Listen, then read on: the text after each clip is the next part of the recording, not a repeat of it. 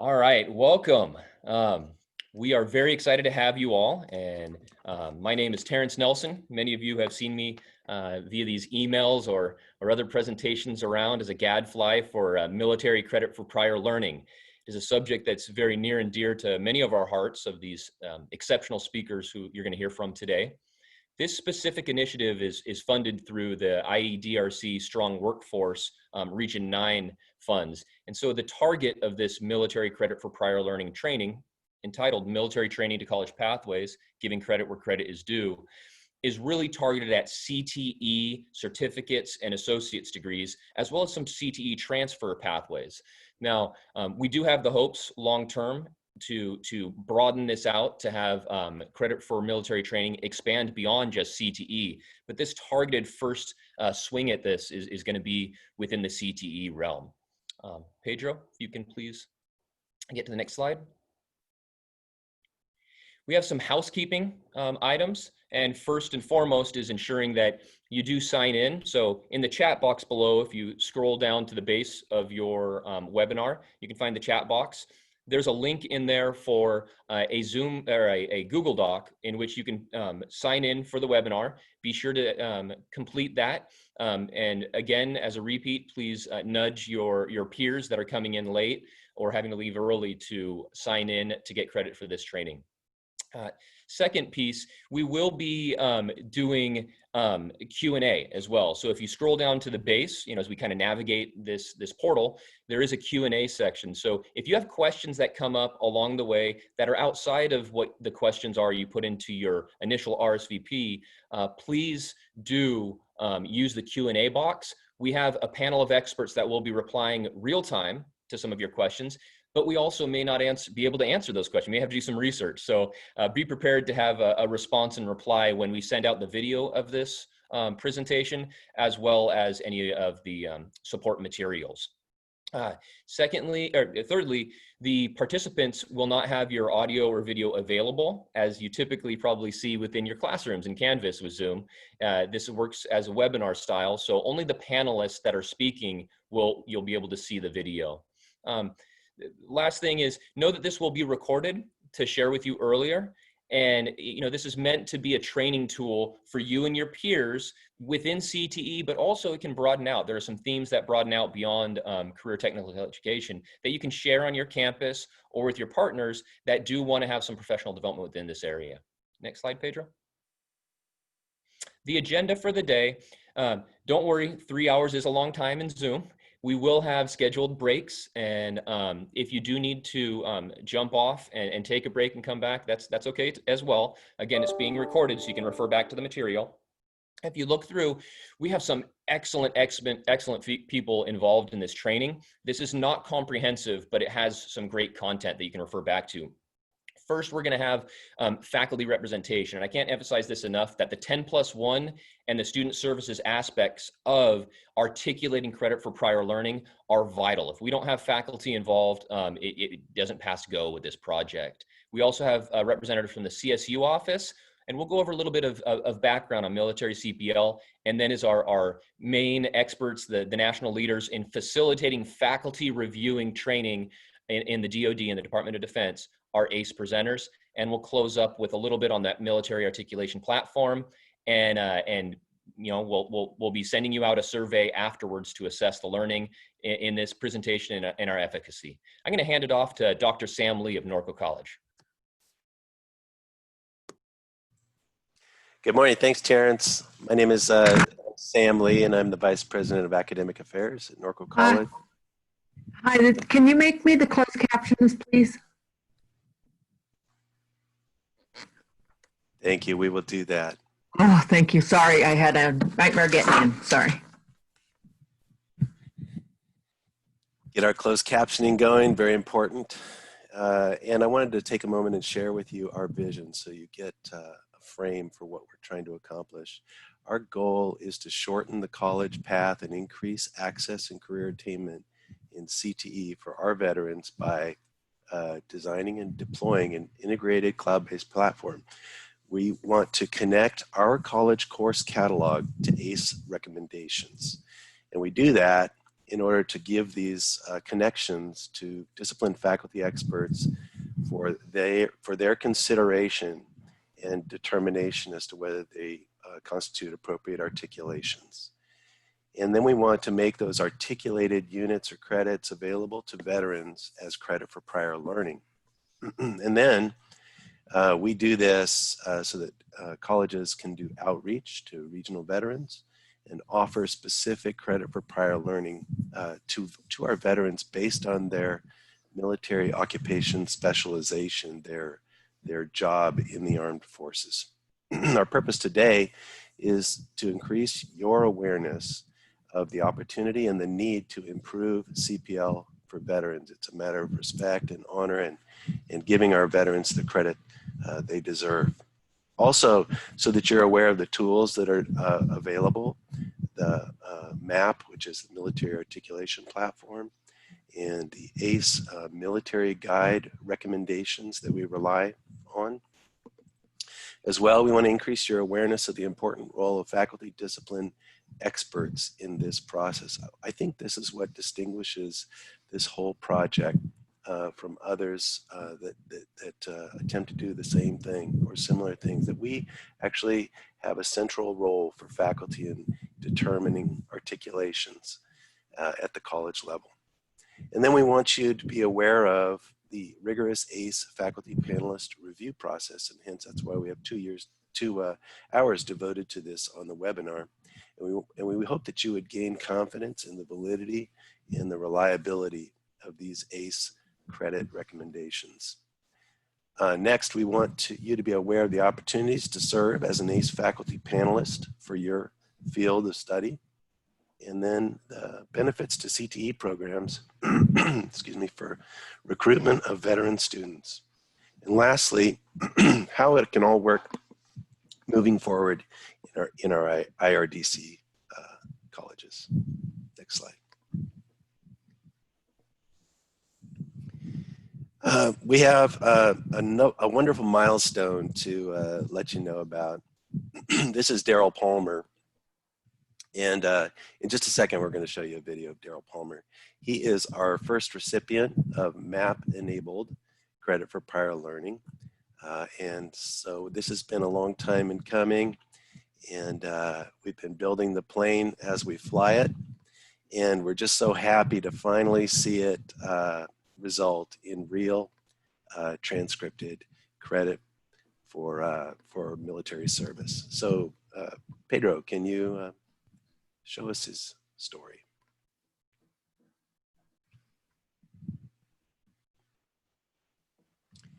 This link goes to our knowledge base, which is a repository of information and FAQs and training materials on using MAP.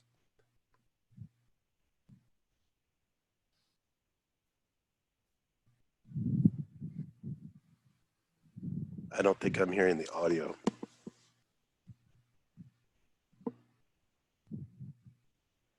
I attended a technical institute. I also attended a college that offered accelerated courses, only found out that they didn't accept any military training.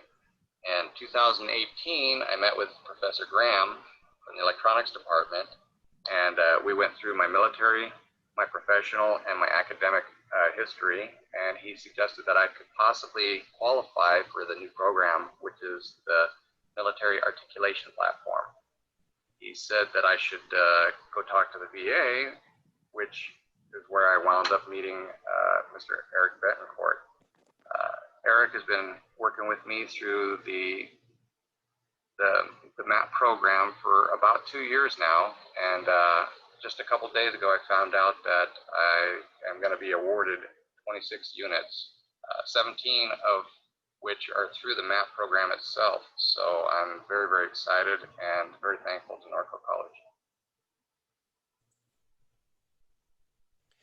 Yeah, Eric has worked closely with our electronics faculty, Glenn Graham, right near the beginning as we were developing MAP, and has been very patient along the way. And I want to turn it over to Mark DeAsis, our Dean of A&R, to talk a little bit about the transcript. Good morning, I'm Mark DeAsis. I serve as the Dean of Admissions and Records as well as the MAP Administrator. As you can see, Daryl Palmer's transcript shows MAP articulated courses with 15 units from 4 electronics courses, and we've incorporated the notation of PL, prior learning, as well as the joint services transcript. The next 11 units are from our existing process of awarding GE electives, PE, and health science, which provides a total of 26 units from Daryl's military experience. We've designed CPL to be excluded from the CSU UC transfer totals and from our transfer plans and ADTs. Just to note, Norco College is a colleague school, and if you'd like to send me an email, we'll be happy to share our programming. At this time, I'd like to turn it over to Dr. Campo. Good morning, everybody. My name is Peggy Campo. I am a professor of physiology at Norco College, and I am the local faculty lead for our military articulation platform.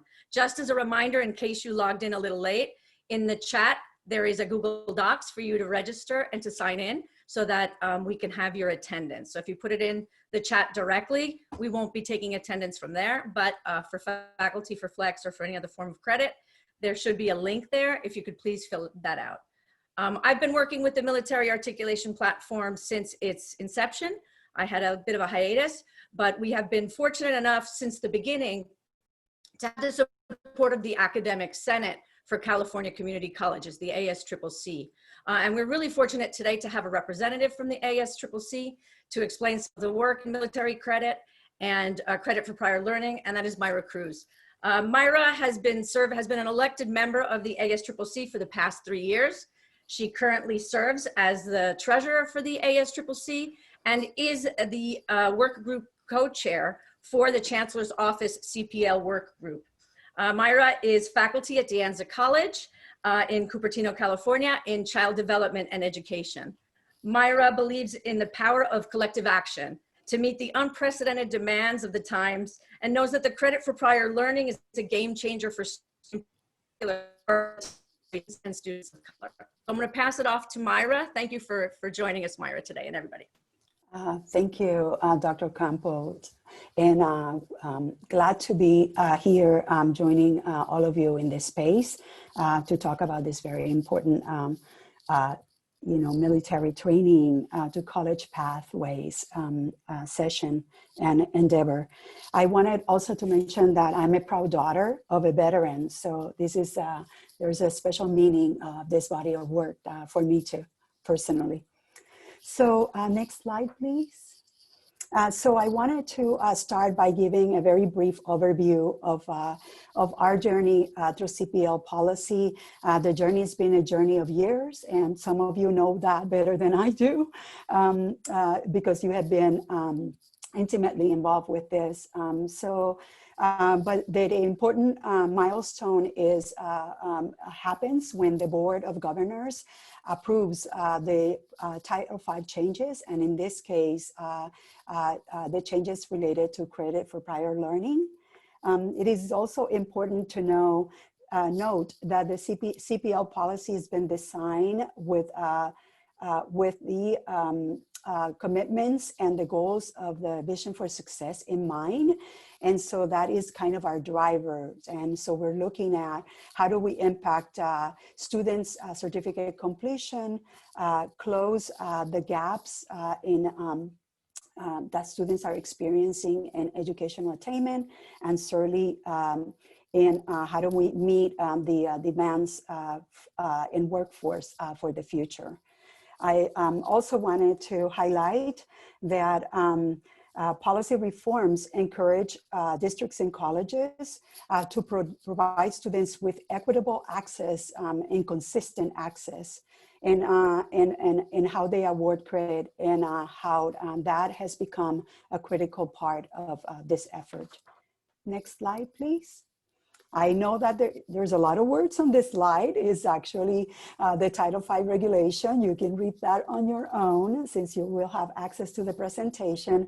But I wanted to highlight, the importance of this Title V regulation language, Section 5505, or subsection that requires districts to adopt policies and procedures to evaluate joint services transcripts, and the subsection that also requires that to consider ACE, the American Council of Education recommendations to award credit and maximize. And this title, this particular language that you have and you see on the screen is not the whole language, but critical parts of the regulation that are important for us to know. Next slide, please. I wanted to highlight something very important. This work matters, and it matters because we are trying to grow California, create thriving communities, and create the opportunity, particularly for military students and students of color, to be able to you know, do the work that they want to accomplish in terms of their goals and dreams in a way that it expedites their completion. And so in a sense, this is considered credit for prior learning is considered an equity lever. So I wanted to mention that recent studies demonstrated the benefits to Blacks and students of colors in reducing the time to complete the award, and also financial savings to students. And so important that we think about how do we align this work, particularly align it with the guided pathways. I also wanted to mention that various colleges have been really involved and engaged. And so we have discipline crosswalks that are part of the toolkit that is at the end as a resource. And certainly Shasta and Palomar's colleges work as pilot colleges in advancing credit for prior learning work. Next slide. And I'll be very quick with this one since I know I ran out of time. I'm running out of time, or maybe did already. But I wanted to mention that this year we're focusing on the CPL policy certification that it's due from districts on December 31st.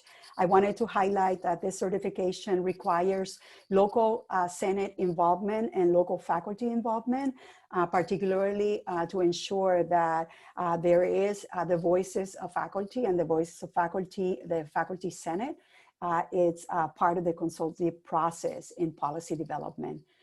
We have some focus areas that we are looking at implementing. And then we also wanted to let you know that ASCCC is committed to disseminating information and to continue to work with faculty to learn how to use the toolkits for discipline crosswalk.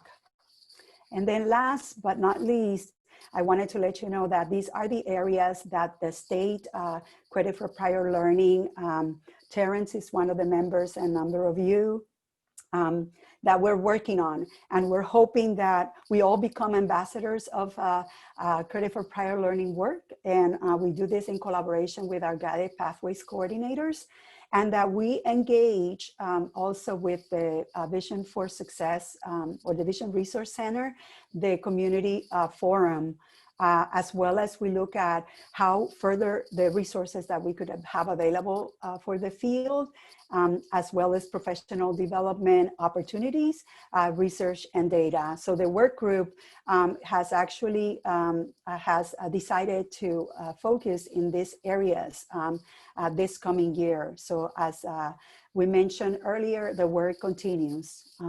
Last but not least, there are some resources that we want to make sure that we share with you.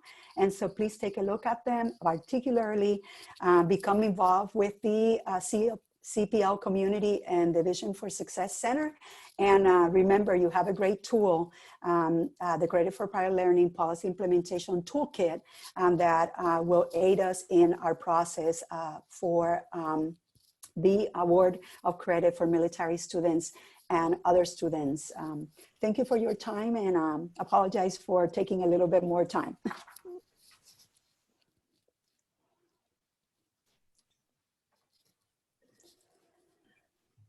Good morning. This is Melissa Lavitt. I think we could start the slides now, Pedro, and Quajuana Chapman, our Articulation and Curriculum Assistant, in the first side. So this is the view of from the Chancellor's office. So I was just feeling a little homesick and felt the need to remember the good old days when we actually had an office. And it's also a reminder to wish you all well and hope that you are staying safe and sane during these times. Next slide, please. So basically what we want to do today is report on work that is already in progress. There are 3 elements to our brief presentation. Want to provide information about what is already in place, and hopefully you will feel reassured by this news. Give you a sense of future edits, as well as the process and timeline for all of these changes. Next slide, please. So what's in place is Executive Order 1036. If you remember nothing else from my presentation today, please take note of that website. The Cal State Policy Stat website gives you a widely accessible view on all of the latest policies. If we had time, I would demo that site. And what's nice about it is you're really able to search by keyword. You don't need to know the executive order. You can know just sort of a flavor for the policy that you're looking for. So right now, if you looked in that, you would see Executive Order 1036. And that already has 3 elements that are wonderfully relevant to this discussion.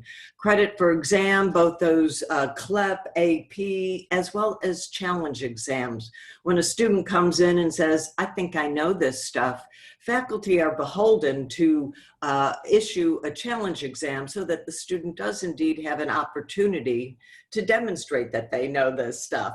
Article 2 talks about portfolios, ways to demonstrate that you already have the skills through experience. And finally, the one most relevant to this conversation, Article 3 already contains information about military credits. Next slide, please. So Quajuana, I'm going to turn this over to you. Okay, good morning, everyone. So Melissa talked about some of our existing policy on 1036. We do have a policy going back to the 1970s, and is an existing policy on the acceptance of credit or transfer credit. So we accept CCC courses as they are transcribed on the student's academic record in accordance with existing articulation agreements and guidance. And as you know, campuses will do their own course articulation agreements, as well as we have a system-wide articulation process with CSU, GREF, and I get C for CSU. So as always, in a continued effort to support students of California and transfer, the CSU position is that we accept courses that are already certified or approved for CSU GE, and I get C for CSU for certification or as certified by the community colleges, even if those courses were assessed for credit prior learning. So because we are revised Title 5, Section 55050, credit for prior learning, it requires that the credit that you're awarding is for a course, and that course will appear on the transcript. Then the CSU accepts that certification for GE. And as far as anything outside of GE or course credit, it still remains the campus, our 23 campuses authority to determine or evaluate credit for any pre-major requirements or requirements within the major. Next slide, please. Oh, I'm breaking up. I think I saw in the chat there that some of those comments came across a little garbled. So the short answer is yes, the CSU does accept CPL, but read the fine print. We are most accepting of credit for prior learning relative to CSU, GE certification, and I get C CSU certification. So future edits will basically be a refresh and an update of terminology that currently exists in the executive order. Most specifically to this conversation, we will make sure that we, again, reiterate and emphasize alignment with ACE recommendations, and there will be a section, thanks to our colleague Marshall Thomas, to provide more guidance for defense language proficiency tests. Next slide, please. The process for revising an executive order is always slow and transparent, and that's the path we will follow. Consultation in user groups, and again, happy to be part of this conversations as it is very timely to getting a feel for what the needs are in this audience so that that information can be incorporated in the executive order. A review by Senate, formal circulation and routing, and then finally it will appear 2 times on the Board of Trustees agenda, once as an information item, and then the second time as an action item. We hope to finish this work by the end of 2021. I think there was a question in the chat whether there will be a chart. That's a great idea. I'm adding that to our notes so that we can find ways to streamline and make this information more accessible. Next slide. And so that is concludes our comments, but I wanted to provide contact information. Melissa and I will be more involved with implementation of academic policies. Quajuana is very involved in articulation and GE, and Marshall Thomas, who cannot be here today, is really the person on the ground who makes sure that this information translates well into the lives of our military veterans and families. So with that, I want to thank you for your time and look forward to hearing the rest of the presentation. I can't say how excited I am to have CSU partners here, so Quajuana and Melissa and Marshall, who I bug once a week about this. Thank you so much for your efforts, because oftentimes, regardless of CTE or other kind of traditional bachelor's degrees, CSU is usually the landing pad for many of our student veterans. So this partnership is vital. It's great to see so much action going on up there, but I think that's important for our instructional faculty to hear that it's not just an effort at our community college system, it's bridging up to our state system as well. So thank you. As a faculty member, I've been in the system for about 20 years, about 12, 13 years in veteran services, and actively involved in military CPL for the last 4. So I've been very involved as a faculty member in pieces of these legislation. The reason I lay that groundwork is know that sometimes you see legislation or policy guidance with, say, Title V, Section 55050, and you feel like it's a top-down decision. Know that many of the faculty members, including the statewide academic senate, and folks like myself, the counselors that are involved in this on a daily basis, creating educational plans, we've been involved in helping draft these pieces of legislation. So it does come with a faculty's mindset, infused into it. It's not always perfect policy, but many pieces of legislation have come through. So I do want to hit on a couple. One is SB 1071, and you have a local bill from your area from Assemblywoman Cervantes.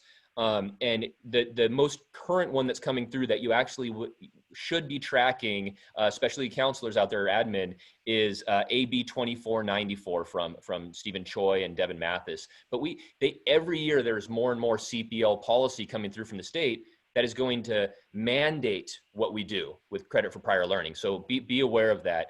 Second thing I'd like you to be aware of, as a peer faculty member, is that there are other regional and national efforts. If you wanted to take a look, we sent you the link on your confirmation email, but MCMC with a lot of the Midwestern colleges, Minnesota, Virginia, Texas, there are many, many initiatives going on. We're not doing this in a silo, and neither should you. Leaning on our peers and seeing what our peers are doing, our peer faculty own their curriculum and own their programs, need to understand what their fellow peers are doing. So when you hear about electronics technology over at Norco, and if you're an electronics technology instructor, reach out to us. If you hear what's going on with nursing programs at, say, Saddleback or Santa Ana College, reach out to your peers. We are here to support each other because we collectively really do care about this student population. Next bullet is about the mission of the Department of Defense compared to what the mission of higher education is. And we need to be mindful of this. As you look at an ACE recommendation, and we're going to get to them right now, we've done a great job in time until you put me up here. But as you look at the mission of the two different, these massive battleships, higher education and Department of Defense, DOD, there's different missions. So if I'm learning about computer science and I'm learning Cisco, that may be a direct alignment. It's very pragmatic. But if there's spelling for Marines, that's about report writing, similar to a technical writing for a correctional officer or a police officer. It's not going to necessarily align with the critical thinking and the word count and the reading in an English 1A, a freshman composition. So as you see these things come through, understand that there are subject areas that might have alignment, but the student learning outcomes and the mission of the organization is going to be different. And that's okay. That's okay. There is a big impact on your VA benefits and financial aid. That stopped so many of my peer colleges. All of us, we struggle with this. But if you involve your certifying official, your veterans counselor, and your financial aid office in this discussion as you create a collaborative MAP team or military CPL team on your campus, if you infuse those experts, you don't need to be fearful about impacting Pell eligibility or losing VA benefits. Just bring the experts in. Make that space, make that time, dedicate, invest that time into doing this the right way. If you don't involve them, you will hurt veterans significantly with the use of their benefits and their eligibility for financial aid. So just infuse them in the conversation about how nuanced it is for that individual and how to apply the credit. And then the last thing I just have to say, and I know this isn't maybe popular for this project, but the truth be told, a denial of credit is sometimes just as good as giving credit. When you really, really have a heart for veterans and you have these young men and women in your classroom and you realize, the dedication of 8 years, 12 years in the Marine Corps that they bring to the table, but that GIS course only hits 4 of the 10 student learning outcomes. If you actually give credit, if you do a crosswalk, you're setting that individual up for a rude awakening and potentially failure in the future courses because they haven't learned the content to succeed at the next level. They've learned great content, but not the full content. So be very wary as your own culture on your campus is creating pathways for military credit for prior learning. Allow yourself the space to say no and know that that's not a negative. That can be a big positive for the lifespan, the academic lifespan for a student veteran. Next slide. So now we're going to welcome in the experts, what we're all came here for, the American Council on Education. They are the group that actually facilitates faculty having the opportunity to go out to the Department of Defense and do evaluations. They have some other great things that they do as well. So I'm going to pass it over to Don and Jenifer and let them take the helm right now. Okay, great to be here, everybody. I'm going to share my screen here with you and get the ball rolling. And I will ask my ACE colleagues to unmute themselves and to also go on camera so folks can see. And let's start the slideshow here.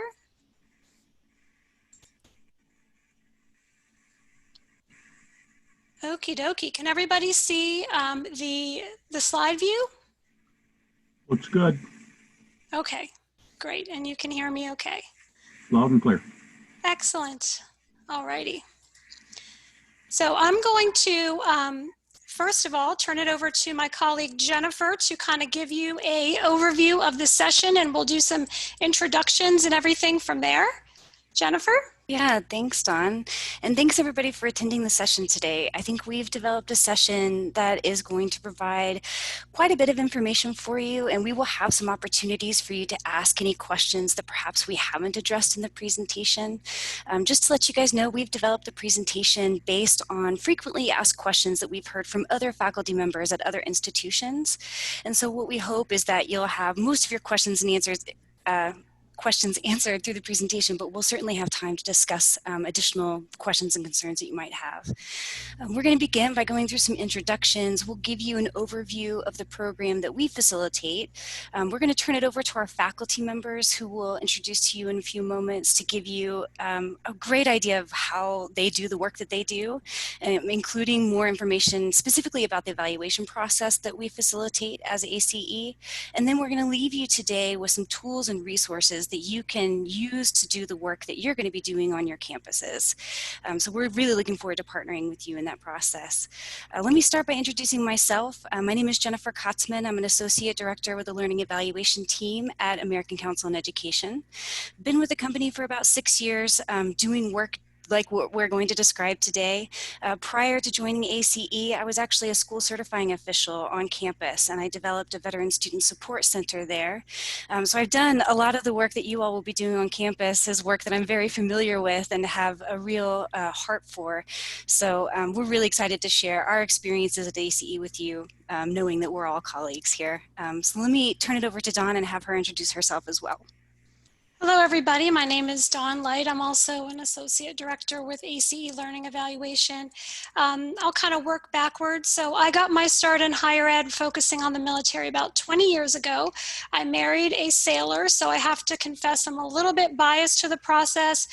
Saw how he started his college career prior to joining the military. He was able to finish his bachelor's degree while he was on active duty using a combination of ACE credit recommendations, standardized tests like CLEP, DSST, that type of thing, and of course, actual classes that he was taking while we were stationed in different places.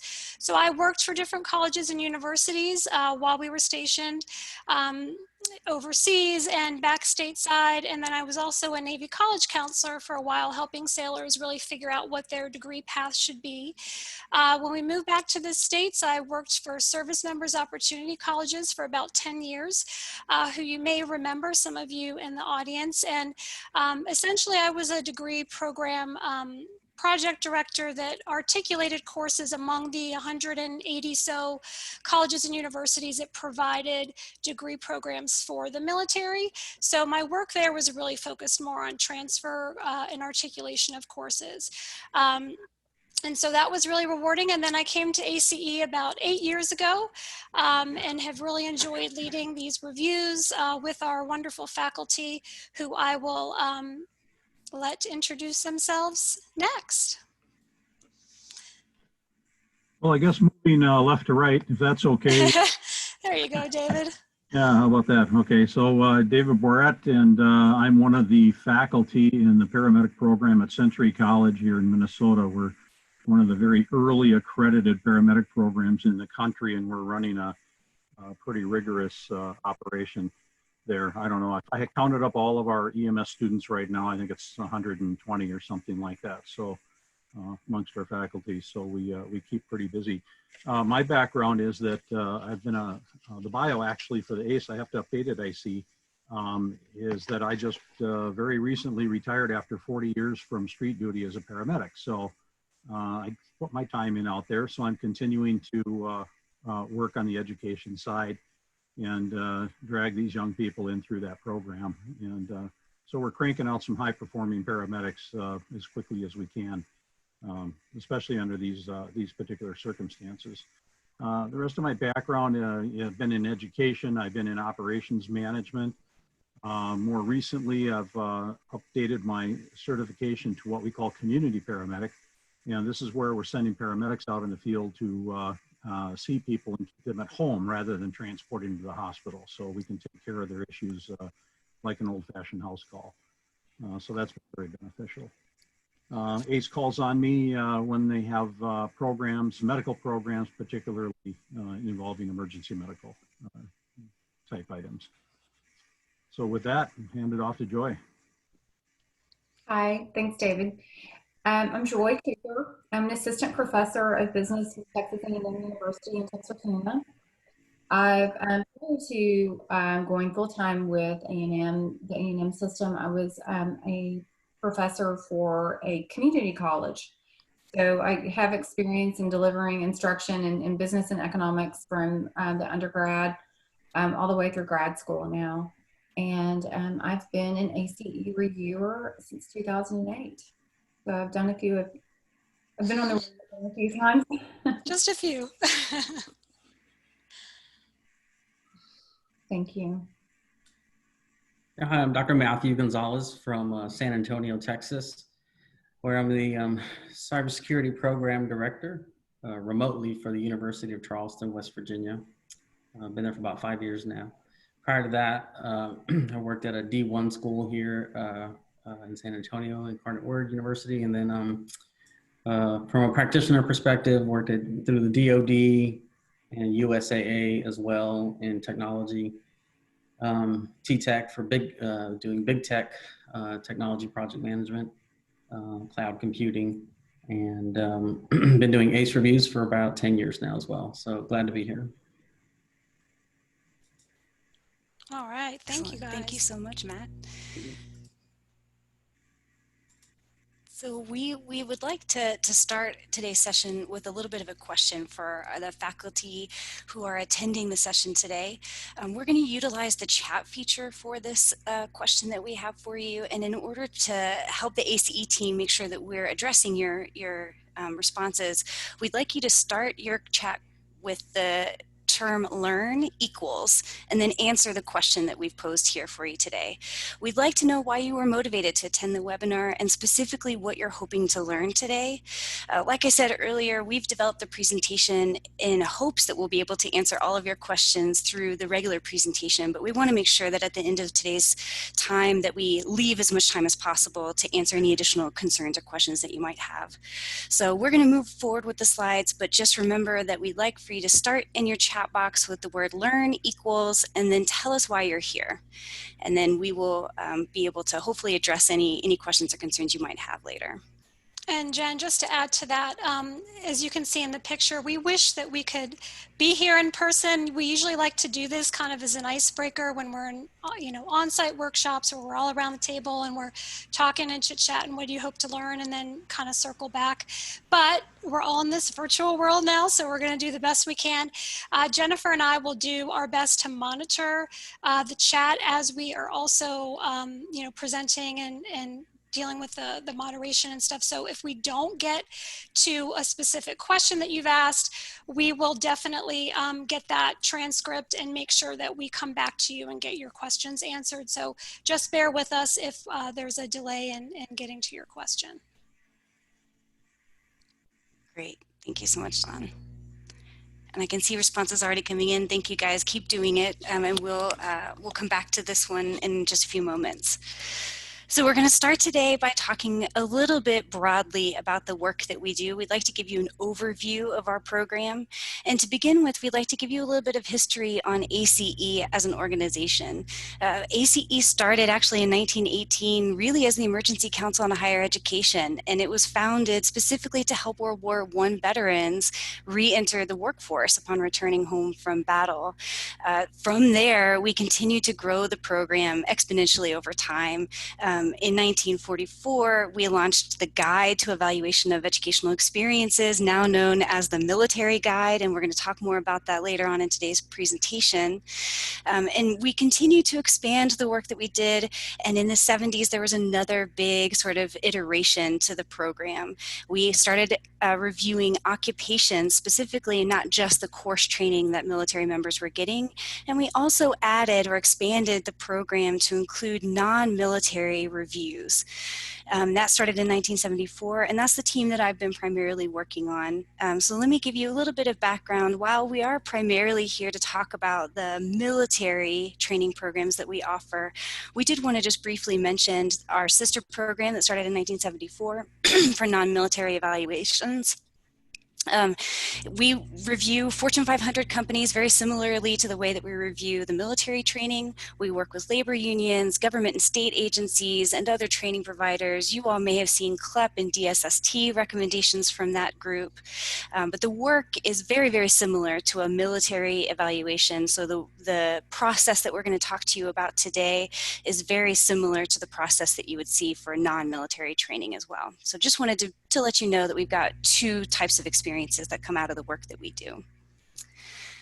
So let's talk a little bit about the mission that ACE brings to the table. As we do our work, these are our guiding principles. You can see here our core values. ACE really was built as a membership-driven organization, and what we are trying to do is affect public policy so that at the end of the day, we have a vibrant, democratic society that really sees post-secondary education as a way to achieve equality and opportunity and social progress.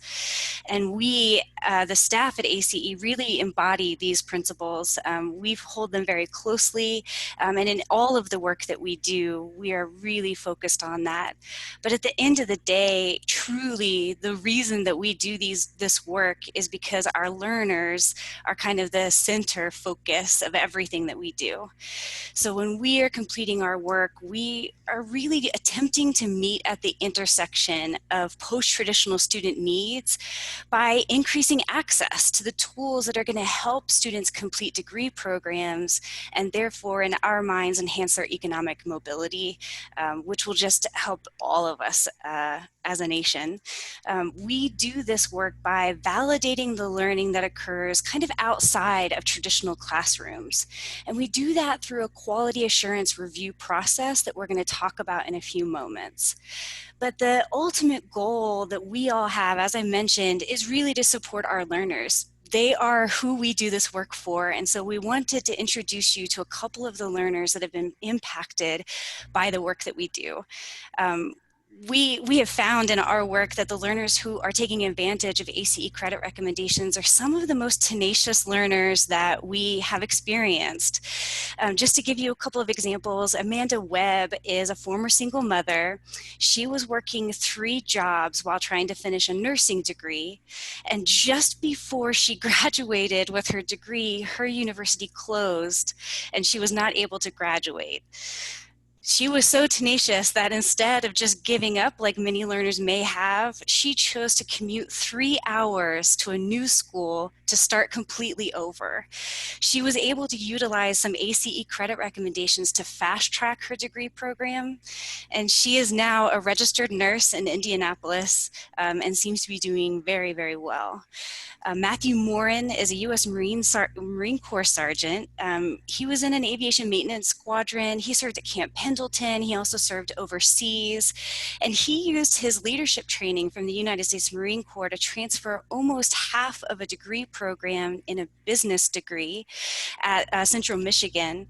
And he finished his degree program very quickly, and he's now an owner-operator of his own business in Oregon. And this is just one example of the type of student that is being impacted by these credit recommendations. Both of these learners represent a host of other learners, and every year ACE chooses 2 of our learners who really embody and represent their peers to highlight. We give them an award at our annual meeting, and there's a little bit of a scholarship involved for them as well. So we're really proud of the work that we do, specifically because it impacts our learners in such a clear and direct way. It just makes us really proud to do that work. So the only way that these students were able to complete all that work is because of the work that ACE facilitates. So I'm going to turn it over to my colleague Dawn to talk with you a little bit more about the work that we do. Okay, thank you so much, Jen. So you heard Jenifer kind of set the stage with how ACE is structured and our different review programs. We basically, our biggest learning evaluation client, of course, is the military contract. And I really just wanted to point out a couple of key things.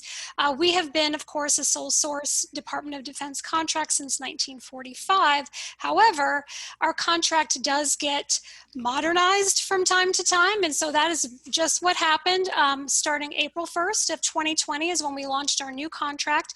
That is going to go through 2025, and we have some really big kind of new exciting things going on at ACE that we wanted you to be aware of.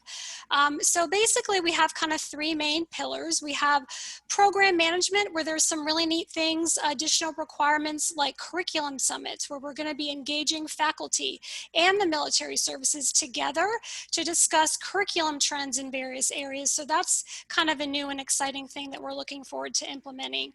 We also have, of course, another big pillar of our contract, which is evaluation. So us going out into the field and actually putting hands-on, reviewing occupations, reviewing courses with, of course, our faculty.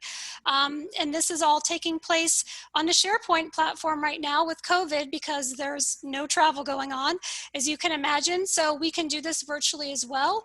And essentially, the new contract is really, before even COVID hit, was focusing on moving towards virtual reviews, where we're basically logging into a site, we are reviewing things together as a team, we're posting on discussion boards, all that good stuff. The new contract also has requirements for new rubrics for transparency of credit recommendations. So we want to be able to tell our stakeholders and give them confidence that our credit recommendations are going through a rigorous process. Here are the rubrics the faculty are using.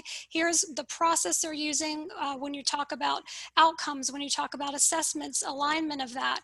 We are also developing a new taxonomy structure. This is a project that I'm actually in charge of right now, where we are creating a code. Think of it as a common course numbering system might be for a state, where you have a special prefix that identifies the discipline area of the course and a code to kind of indicate other areas, level, and that type of thing. So we're mapping this out. We just started with business. We finished maritime, and we're moving to computer studies and electronics next, where we're developing these codes and standardized language for subject areas and outcomes across all of our credit recommendations, again, to help institutions map their courses. So there's some neat things like that coming as well. And then the last pillar is our data and technology piece. We are partnering with Vantage Point, who has done work with Go Army Ed and Career Path Decide, which are DoD tools that are being used, and they're just fantastic. They're doing some enhancements to our military guide to make it more user-friendly, and we're gonna go into a little bit of that later. So super excited to be partnering with them. So just want to kind of transition you. We've kind of given you a good foundation, hopefully, in who ACE is and what our organization is about. We're going to get into the faculty role now because honestly, they are key. They're our most important asset. So a common misconception that we get is that Jenifer and I are sitting back, you know, in our ivory tower making credit recommendations, but that is not the case. We are not crafting these credit recommendations. We rely on faculty experts to do this, like Joy and Matt and David.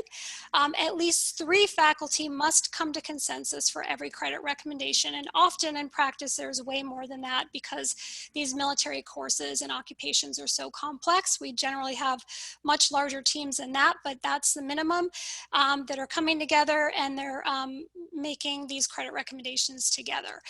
So we encourage you to check out our portal. It's acenet.edu/evaluators. There's all kinds of good stuff in there, testimonials, nitty-gritty details of serving on reviews.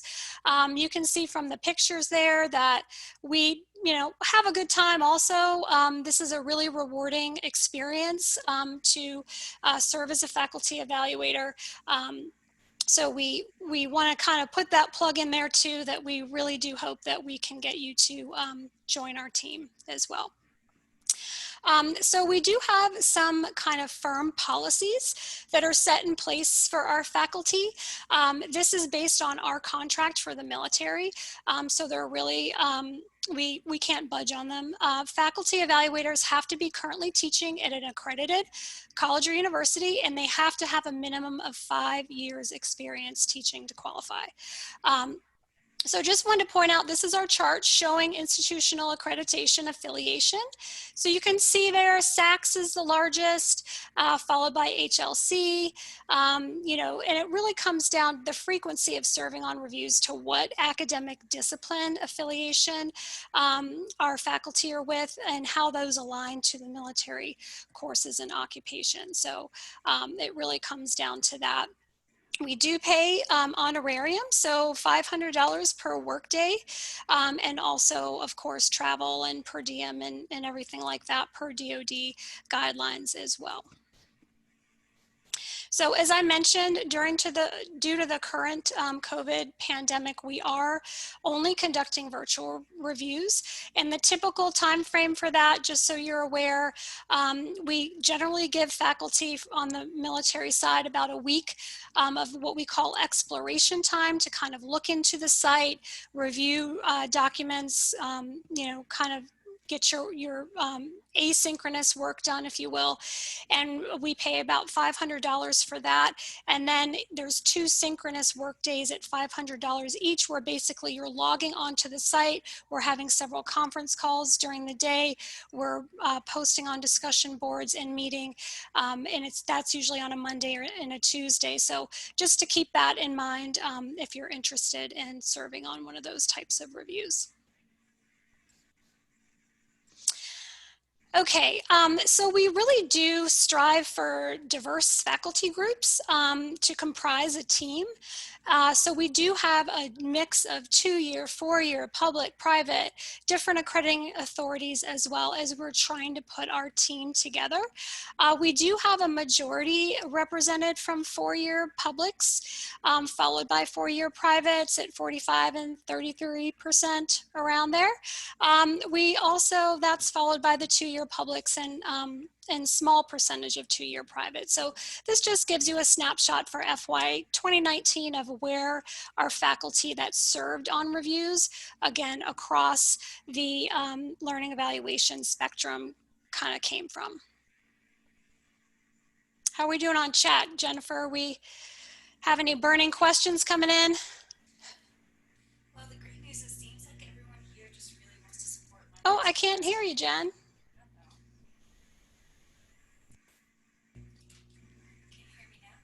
No.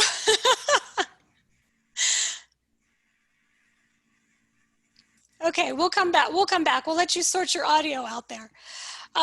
Okay, so this just gives you a snapshot of the faculty-related disciplines for FY19.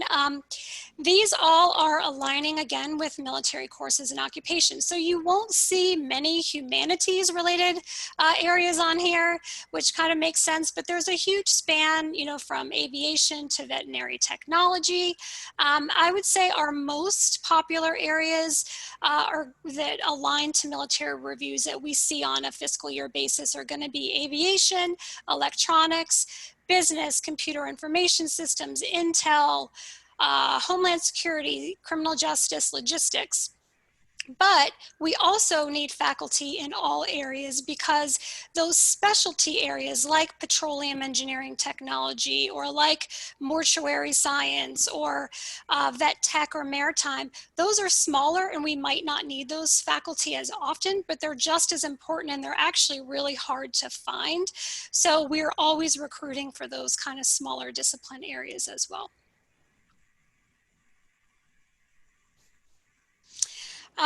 So we did conduct a survey back in 2019 of our faculty.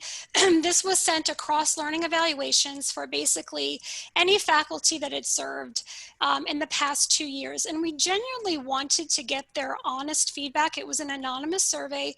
We wanted to hear from them. You know, if you have served on a review, please let us know your confidence in the process. How would you be willing to go back to your institution and promote acceptance of ACE credit recommendations having served on a review? And over 95% said they would, which made us feel really good about that. And we got a lot of really great quotes and great feedback. And I would say it was overwhelmingly positive and constructive. So some of the things that, you know, are kind of,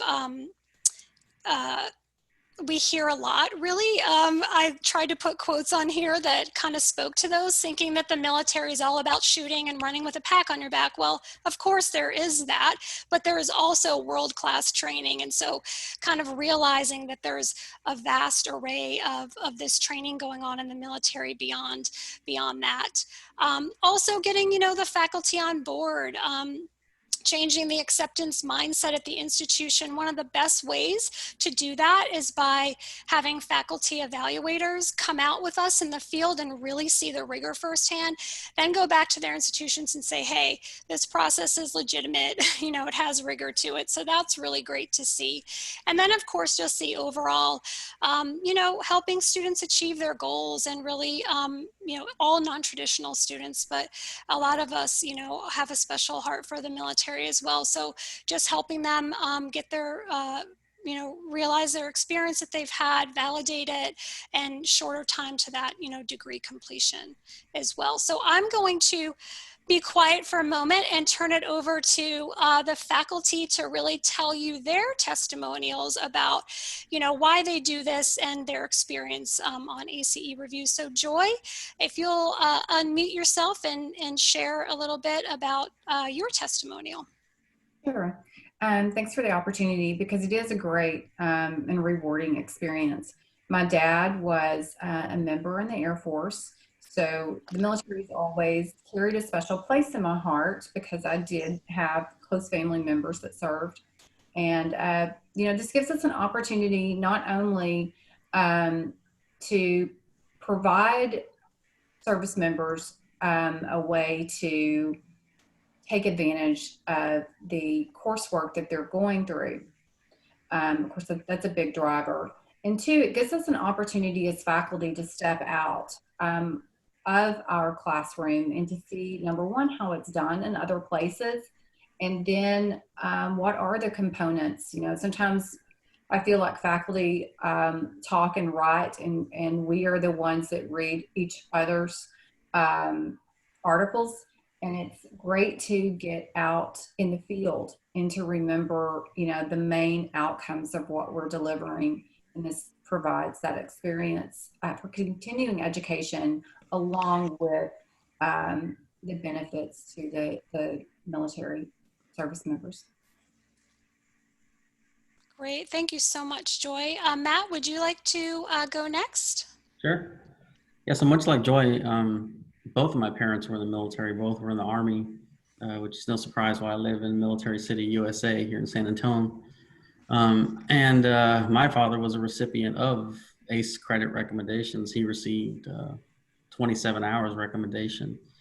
So basically his freshman year was done with. And so he wound up finishing his degree at the age of 50 now, much like the adult learners are today. So I always kind of wonder how that happened, and got recommended from another colleague of mine about ACE and being an evaluator, and you know, I was pretty latched on quickly. So much like Joy as well said, it also holds a pretty special place in my heart, and some of the best friends even now that I have are other ACE evaluators, as well as the ACE leadership, such as Jenifer and Dawn, who I've kept in touch with throughout year after year. So it's always that people side of the component, right? The work side comes, and because of the people, it's just made it so much easier and fun, like Dawn mentioned earlier. So yeah, it's a great opportunity. Yeah, when you travel with people, you really bond. Yeah. Really get to know each other. Thanks, Matt. David? Yeah, good morning again. This has been a blast, especially working with all these other people at different academic levels. I've learned a ton of material from everyone on reviewing courses over time. I'm a veteran myself. I was in the Intel branch of the Army Security Agency at the time, is what it was called. And my dad was a World War II vet. I've got a brother who's a Coast Guard vet. So you know, our family's been around military for a very long time. One of the things that's kind of maybe this is relevant is an offshoot of my experience with ACE is I'm suddenly recognized as a subject matter expert among the 32 college campuses in Minnesota. And when they're wondering what to do with these medically trained veterans, and can any of their work be transferred over into credit. So of course I refer them back to ACE. But one thing that we did with the National Governors Association, they were trying to move military medics into civilian medic roles. And so I played a huge part in that. So these are some of the kind of side experiences and career things that I've been able to contribute as a result of working with ACE and kind of learning their review methods and so forth. Been very rewarding, a lot of pride. All right, thank you, David. And I'm trying to keep an eye on the chat. I just realized I can't reply to the chat and share my screen because the screen goes blank. So that was kind of a learning experience, but there is no military affiliation required to serve as a faculty evaluator.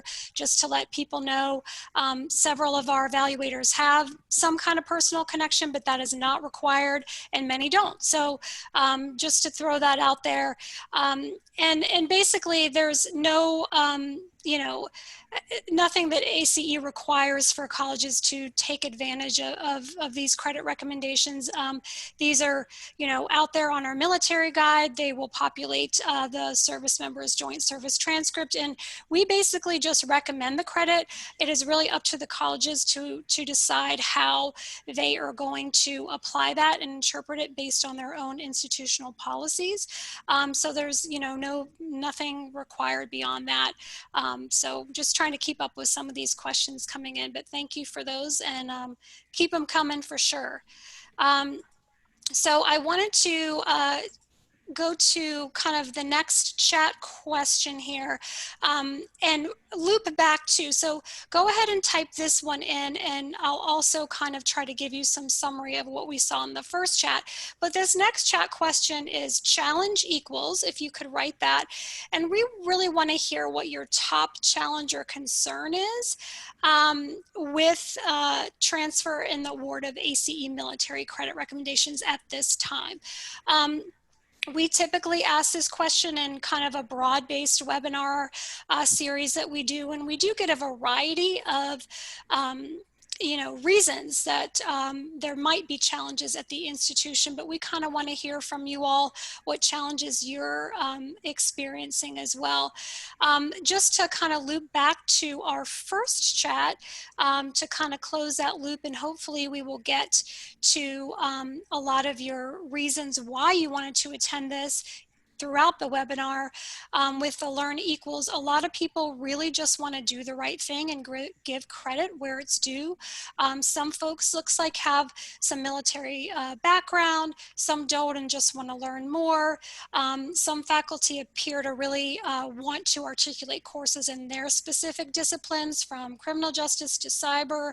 And then some are indicating that they have, you know, experience with veterans who are very frustrated because their credits aren't being accepted, and they want to try to make that right. So there's some really great things in here and reasons that people are motivated to attend, and hopefully we will get all of the big items that you wanted to learn about, the process for sure, and what the faculty go through to highlight that next.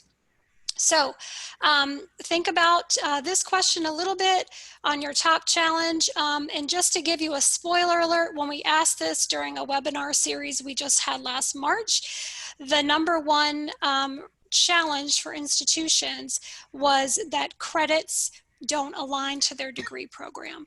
So that was kind of the feedback overwhelmingly that we got, that was the biggest challenge, was there's these credits on the JST, but they can't apply them to their programs because they don't align. So that's one thing that we do hear quite a bit. Oh, Jenifer, your audio sounds like it's back. Oh, very good. Go ahead. Okay. All right, so we will keep moving on from here. And Jenifer, I'll just ask you to keep an eye on the chat since I can't quite manage to do that from the presenter view here, but Jenifer will be on it. Yeah.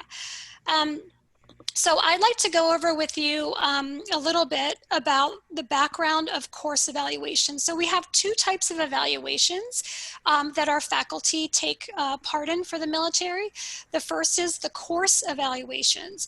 And it's a very different process than the occupation evaluation. So we want to kind of first delve into the courses, mostly because it's really more aligned to what a course at an academic institution might be. There's a syllabus, there's all kinds of, you know, parallel parallels there. It's a little easier to wrap your arms around. Just wanted to highlight that we conduct these reviews based on service priorities. So we have a liaison for the Army, the Marine Corps, the Navy, the Coast Guard, and the Air Force, who basically helps us set our schedule for the fiscal year and align our priorities.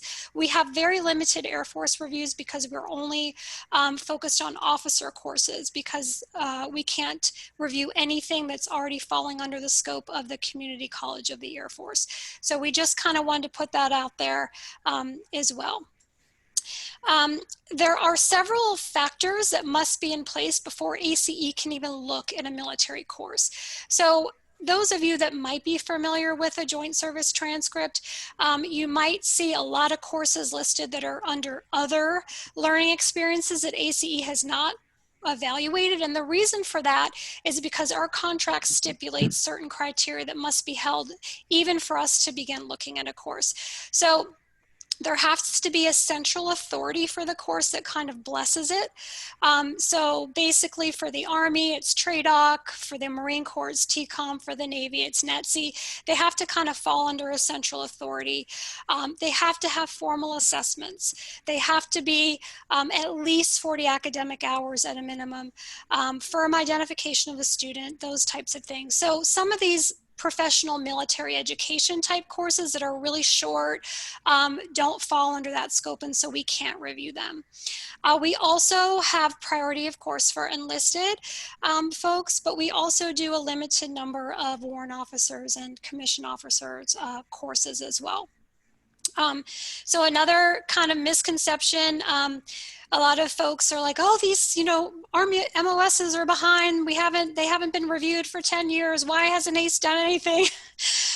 We don't pick and choose what courses or occupations are going to be reviewed. That's up to the military services, and it's really based on their ops tempo and their priorities. So we just kind of go where they tell us to go, and we map out that schedule with them. So just wanted to make you all aware of that.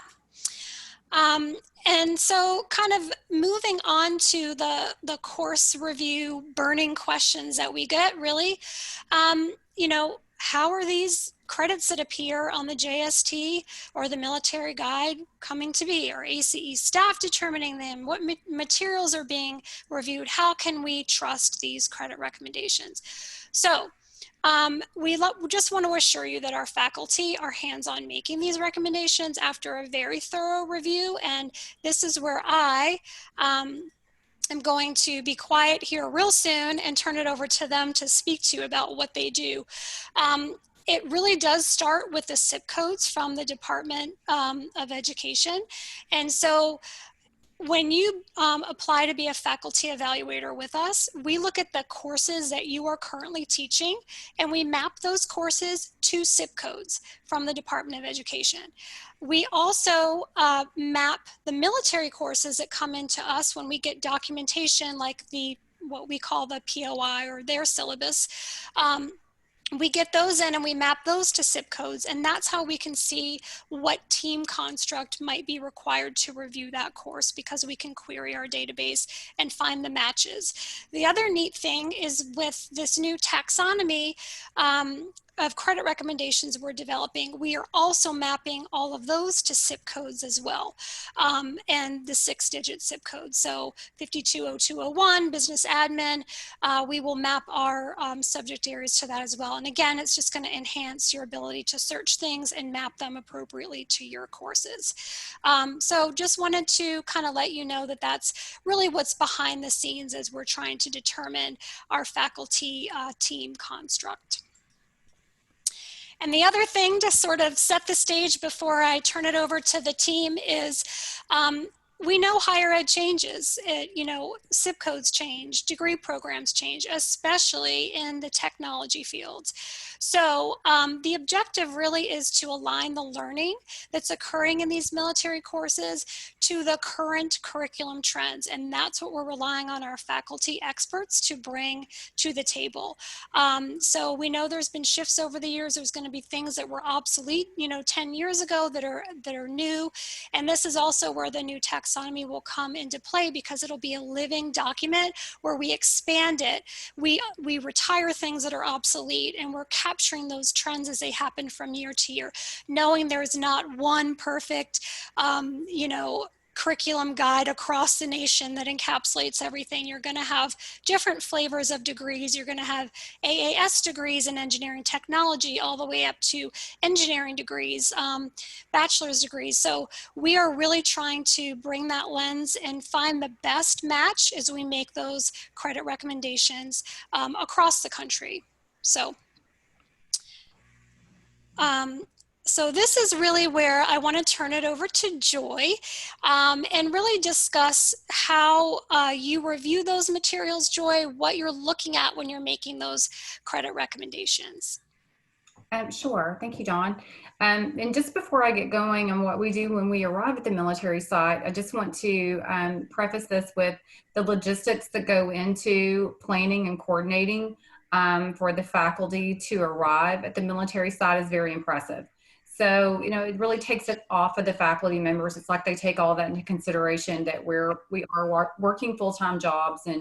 And so when we do arrive at the military sites, we are provided an in-briefing on the courses that are going to be under our review. And after being briefed, we'll dig into the curriculum that's provided that the military sites make ready for us to review. And they're briefed on what to provide us, the course planning tools in advance.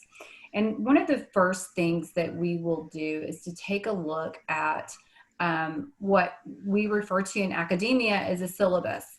But each military branch has its own syllabus. For example, the Army will call it a POI, for Program of Instruction.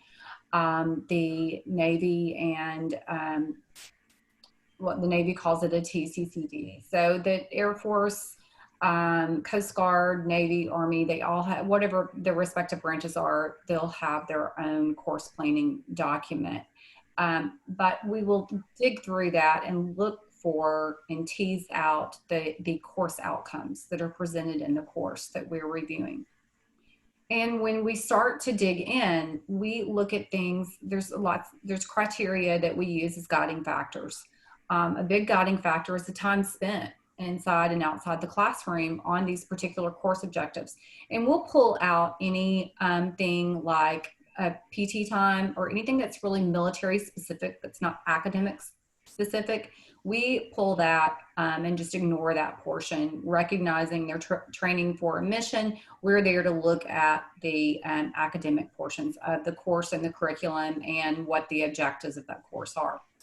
And we'll review all the materials.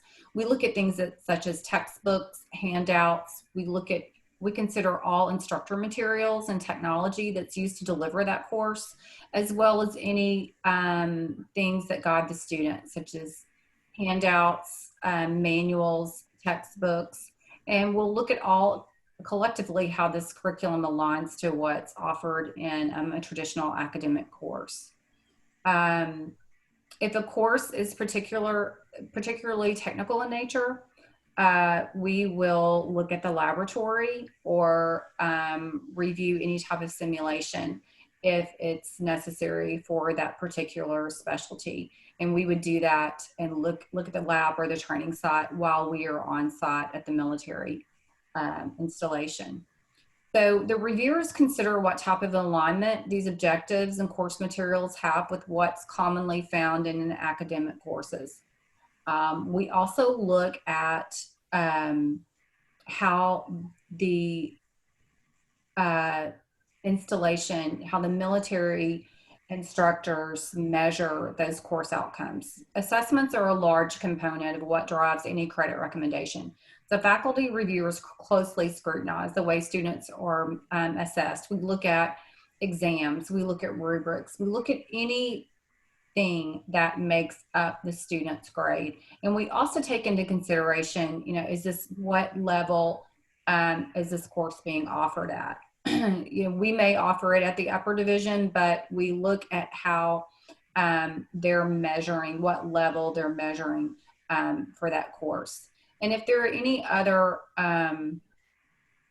considerations that we need to take into consideration compare this, to get this to compare to what's offered in an academic course. There are some rules that we use for guidance. For example, all assessments at the baccalaureate level have to have a 70%. So there's, you know, if a course were to be complete or incomplete, we would need to see that this reaches a grade. You know, what is the course grade? And so if it's not 70 or above, it's not considered. And then any graduate courses that were potentially being reviewed for potential graduate credit would have to be, the level of achievement would have to be at 80%. All right, thank you, Joy.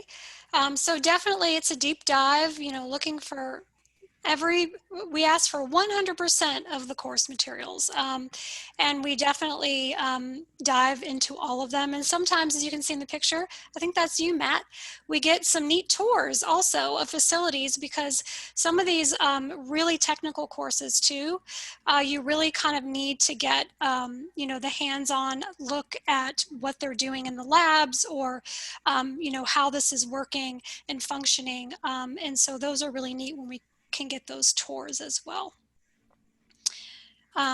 So I'm going to turn it over to Jen and Matt to talk about the different tools. Yeah, thanks, Don.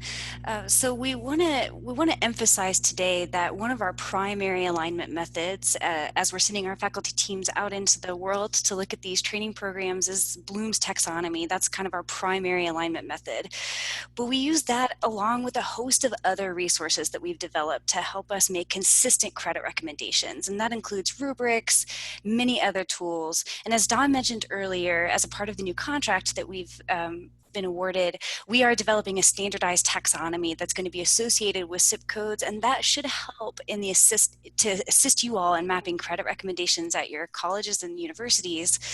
But Matt, can you maybe talk a little bit more specifically about the tools that you're using in the field to make sure that our recommendations are as consistent as possible among the evaluation team? Yeah, sure. So like with anything in academia, we usually, as a faculty, like to start with Bloom's taxonomy. And every review we do, the ACE associate directors, such as Dawn and Jenifer, they'll always give us a copy just to refresh our memory in case we forgot what Bloom's taxonomy looks like, this is what we're standardizing on. But we go further from there just based on our industry discipline. For example, if we're looking at business courses, right, in addition to Bloom's, we might consider what is single and double A CBSP standards looking like. If I'm looking at tech courses, right, I might consider, well, what does NSA expect to see out of a college level student, and so forth, right? And the same goes for any kind of industry, to look at some of the standards that would be expected from a practitioner perspective as well. And so we take those various kinds of tools like Bloom's and like some of the other industry standards, and then we try to figure out what's the content that they're teaching, what's the scope, and then what's the rigor of it. So by content, meaning, you know, does what they're training on look like something a standard civilian would recognize, meaning you and I? Or is it too military specific to where they're really just training to mission, and it doesn't look like, you know, anything aligns to a college credit course.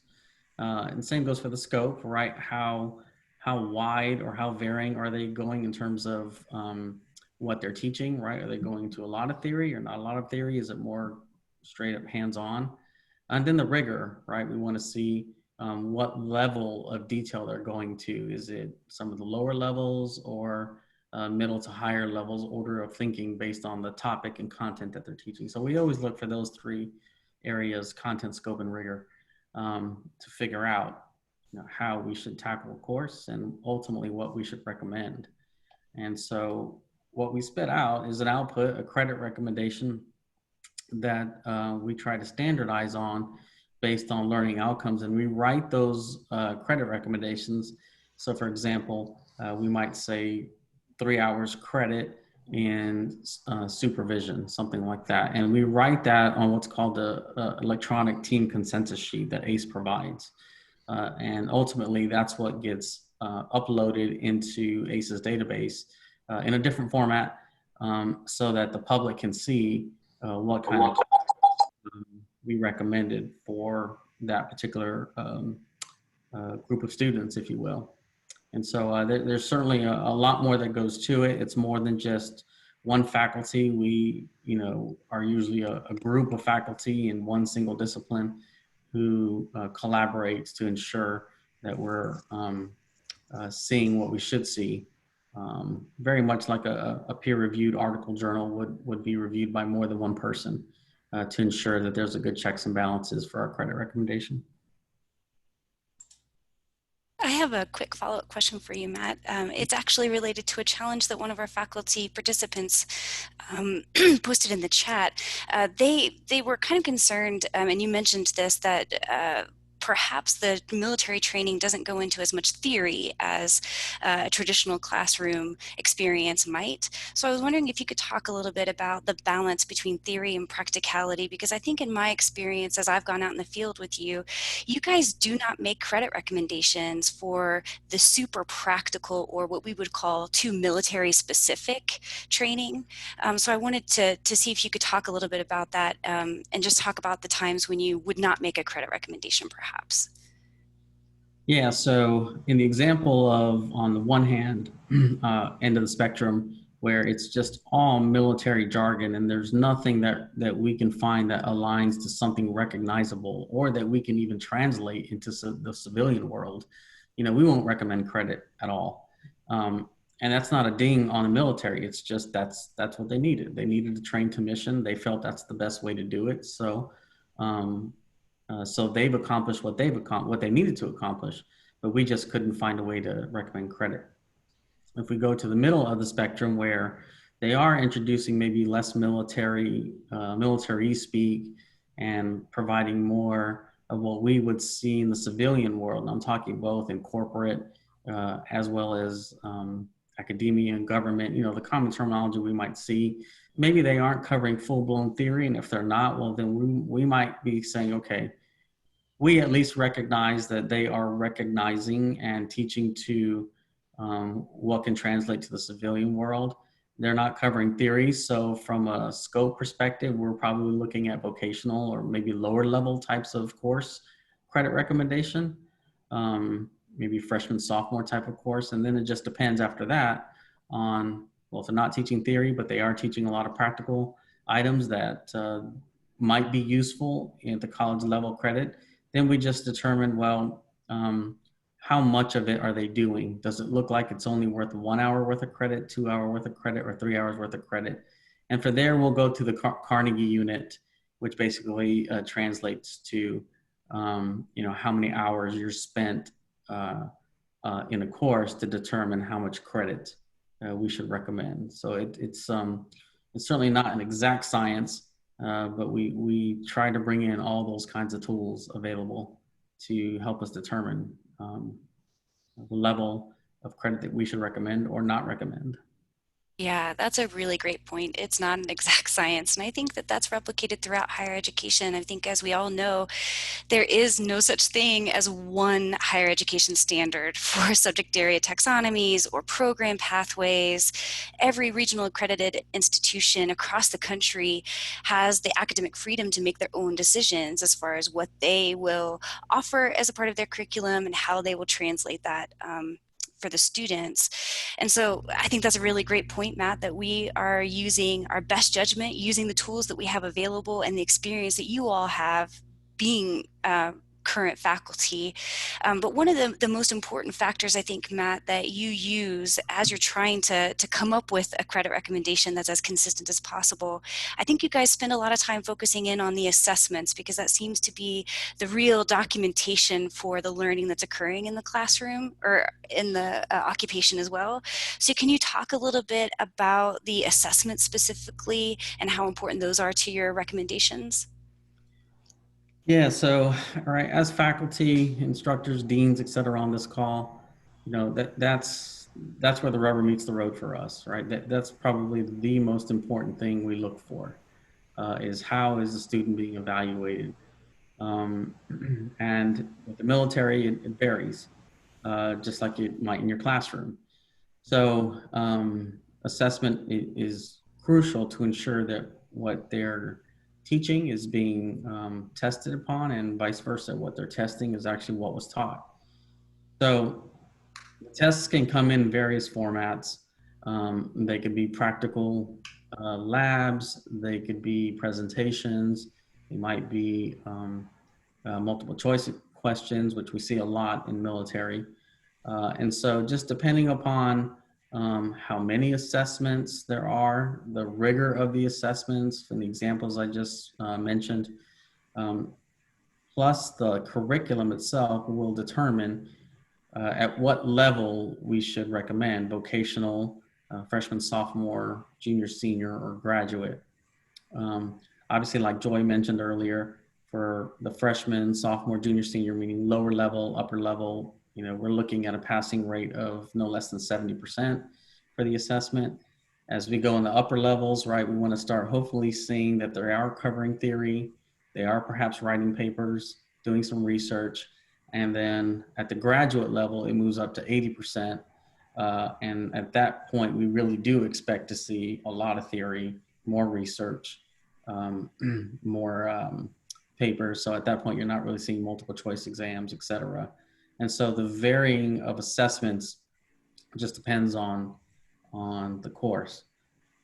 With military, it's not uncommon, for example, to see a death by PowerPoint class and then one multiple choice question or one multiple choice exam at the end, right? And depending upon the rigor of that exam, it may be a really, really strong exam where we say, yeah, this does look like something that we could see teaching ourselves and giving an exam ourselves. You know, we might recommend credit for that. But on the other hand, there may be no assessments. And then typically, if there are no assessments, we don't recommend credit. In my own personal case, I actually like to start with the assessments first and then work backwards and then look through the course material. Why? Because it gives me a signal of what I should be looking for right away with what they're being tested on versus what is actually being taught. And that's how I trained a lot of the new faculty evaluators when they come on board. But every evaluator has their own method, kind of like we said, there's no exact science to it. And somewhere in the middle, we will meet when the three of us come together and figure out, okay, were the assessments rigorous enough to look like they're actually testing to what they're teaching? And is it the kind of test we would expect to see at the collegiate level? And based on that, that's how we use assessments. We don't always get the assessments right away.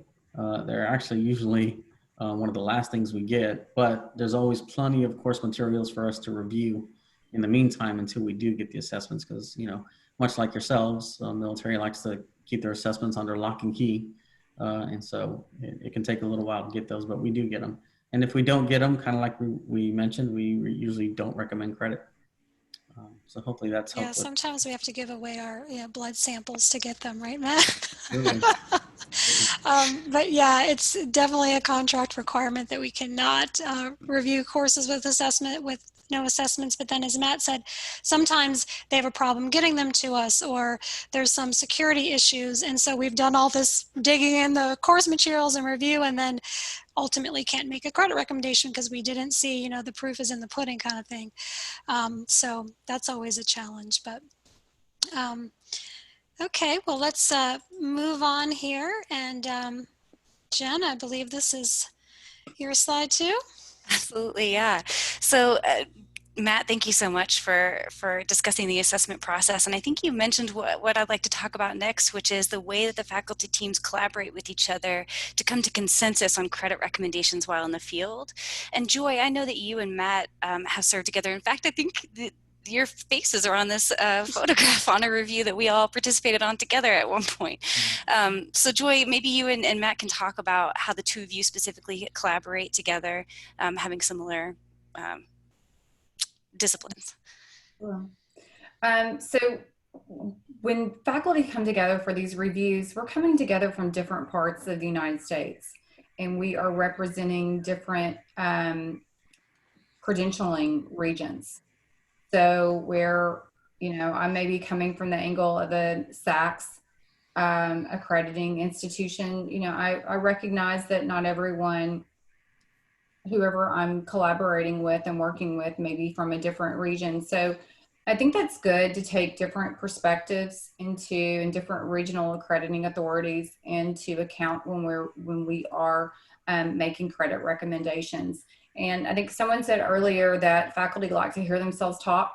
So it can be interesting sometimes to get several individuals that consider themselves subject matter experts in an area, and they have to come to some type of consensus. But we do. I've never left a review where consensus wasn't reached.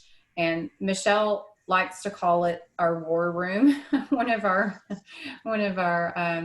ACE military leaders, she'll say, you know, this is the war room. And we do have different perspectives and different angles, but at the end of the day, this isn't just about one particular institutions and how the lens that they're looking from their institution. It is overall, what is this course? What are standard course outcomes for this particular course? And does a service member going through this course master these course objectives in a measurable way that would correlate to and equate to what they would be offered in a traditional academic setting? None of us want to set up a service member for failure. I can't think of anything worse than giving credit recommendations and advancing a student to a point or level within their degree where they're not equipped to handle. So we have a multidisciplinary approach when looking at these courses. And, you know, I certainly know where my lane is, and I do not, if it's something that I'm not, if it's a course I do not deliver, or if it's a subject area that I'm not familiar with, then I pass that to a colleague that will be there to cover that particular area. Because some of these courses can be 700 or 800 hours. So when we're looking at a course, it will go through, you know, maybe 10, 12, 15 faculty members. So I will be looking for business because that's my area of expertise. And when I see that there are technical components or components outside of my area, then I will make sure, you know, that it gets handed off to the right faculty to review that for consideration. Matt, what did I forget? You pretty much nailed it on the head. It's when you just read the title of the slide, how do we collaborate? And I can just tell you, just from a picture speaks 1,000 words with this particular picture. You know, like I've mentioned, when we go into a review, Jenifer and Dawn, they'll give us material to read and get smart about what it is we're about to evaluate or who we're about to interview. And I can tell you most likely what the three of us did in this picture is broke out the themes we saw based on the types of jobs or curriculum that was before us, and likely said, all right, I'll tackle project management types of questions and look for that kind of stuff, as well as technology. Joy, like she mentioned, she'll tackle some of the business stuff, the rest of the business stuff. And then the other individual there in that picture is a former 2-star general who he was probably looking for all kinds of leadership type of initiatives and efforts. And so we don't want to, we don't specifically just sandbox ourselves to those areas, for example, and I'm just using this as an example. That's how we collaborate. We go in and we want to know what we're looking for ahead of time, but then anything else we may have missed, we try to pull out through the curriculum or interview curriculum developers, interview the soldiers, sailors, et cetera, themselves, and try to figure out, you know, how we can provide and recommend the most amount of credit based on a cross-disciplined set of knowledge that the faculty have. And this particular picture, there's actually more faculty over there to the right. who were in other areas. Electronics is one of them I could see, in information systems. So it is a collaboration of multiple faculty, always trying to unearth whatever we can to try to provide the most amount of credit based on what's before us. And Matt, you're lucky because you wear two hats. So Matt has the business project management expertise, but he also has the cyber and a lot of the technical courses as well. So kind of nice when you can look at it from both angles as well. Mm-hmm. Absolutely. And it is kind of amazing because we do get a lot of questions that, do your faculty really come to 100% consensus? How is that possible? But it actually is, and I think it really works quite well. It's not to say there isn't ever disagreement or, you know, the occasional argument, but they do always work it out and talk it through and are able to, you know, see each other's perspectives. So it's a very good process. Yeah. I concur. And for me, being an outsider in the process and just a facilitator, it's really fun to watch the faculty teams collaborate together. It's something that I've really enjoyed in my work at ACE. So we wanted to answer one additional frequently asked question that we get from faculty teams pretty frequently, and that is how we address accreditation standards. And I want to make it really clear because I think this is a misconception that a lot of folks have about the work that ACE does. We're often misconstrued as an accrediting agency, or that the review process that we go through is exactly the same as an accreditation process. So I wanted to clarify that we are not an accreditation agency. We simply make recommendations for transfer credit based on the expertise of our faculty. So I want to turn it over a little bit to David to talk to us a little bit about the differences in the review process between an accreditation review and the type of review that we do. Yeah, good morning, thank you. That's exactly right, not an accreditation at all. And if many of you, all of you have been through some sort of an accreditation visit, and you know how rigorous that can be. But in our case, I'll speak to our accreditation process for our programs. Besides North Central Association, which is a college-wide one, we have our own EMS accreditation, National EMS Accreditation Agency. And they come in and they pull student files, they look at student records, they'll look at student grades. Why did this student get an A and that one got a B? And they'll look at our assessments and take a look and see if they're equitable. They'll also talk about things like the physical plant. You know, is there adequate ventilation? Is there adequate lighting? They'll interview students and talk to them about facilities, for example. Does it seem too cramped in your classroom? Are the instructors on time? So accreditation, you guys, if you've been through it already, you know how rigorous that can be. What we're trying to do is take a look at the objectives of a particular program and determine if those objectives and assessments meet credit criteria that might be something similar or might cross over into the civilian world. So we're probably not nearly as rigorous in the review of facilities and things like that. We don't do any of that, actually. We just take a look and sit down and we take a look at the objectives of a given program. So we're focused very much on assigning or recommending, rather, credit. We want to be sure at all times that we honor and respect that the military is there to train to mission. So they may not do everything that requires or results in a civilian certification, for example. What we want to do is, as much as possible, take their military training so they don't have to retake a civilian course, or so their credits can at least contribute to their success toward, say, a degree. We don't do any quality assurance, and it's very important because we get asked this from time to time, is we are not advisors.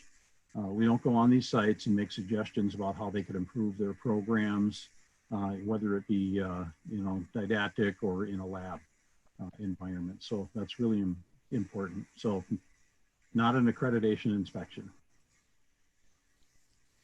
Thank you, David. Yeah, and it's so important, and we've harped on this throughout the presentation, but we can't say it enough, that military is training to mission. So we, ACE, think of us as more of that suspension bridge that is going from the military to higher ed to basically draw out those comparabilities in parallel for learning that has already occurred and make those recommendations. But as David pointed out, we are not, you know, that stamp that putting quality on their training, and we leave it to them to train for the mission that they are putting forward. And I did see in the chat that there's a request for a break for participants, and I totally get that. I think a good stopping point might be after this, so we can kind of finish this course module piece of it, and then we can maybe take a 5-minute break for folks, and then pick back up if that works. This next review, David, you and I were on together. I was leading it. You were obviously the faculty member. I don't pretend to be one of those. But this was a course for the Navy. This was Panama City virtual review, and we had some really great collaboration on very complex courses that covered several different content areas. So David, if you want to just discuss this particular Navy course that you worked on and kind of what jumps out at you. Yeah, this is a real interesting course to review, the Amphibious Reconnaissance Corpsman. So if you don't know what that is, that would be a diver who acts as a corpsman at depth. And so they might be way down at depth or somewhere in a submerged compression chamber of some sort, and having to take care of a variety of different injuries or maladies at depth, or at least recognize that there's an issue and get a diver back to service, back to the surface. Anyway, that's takes place down in Panama City, which is the Diving and Salvage Training Center. It's pretty impressive. We've had tours down there before when we were on site. They've got this gigantic 1,000,000-gallon pool, really deep, and divers are down there simulating construction and deconstruction of different things, and, you know, handling nuts and bolts and wrenches and things like that at depth. So it's a pretty impressive operation. So, but they have to have a corpsman on site for one of these dives. So what we do after you've heard about the program of instruction already, which is similar to a syllabus or curriculum at your college, and we're scouring through that. And once we're digging through that, we're looking for instructor materials, student materials. Again, you've heard all about assessments already. And then we try to write up this course in kind of a summary. So the overall course description that you're looking at might be something akin to what your college catalog would describe if this were a similar course. You already saw a couple of great images there of the review process with all those textbooks laying out there and reviewers sitting at tables collaborating. The other resource we draw upon to arrive at this document that you're looking at right now is that we can, at a request, we can have instructors drop what they're doing in their training wherever they are on base, and they're directed to come straight up to us to sit and answer a few questions. And they come up there sweaty and hot from whatever it is they're doing, and a little grumpy from being pulled off of their duties.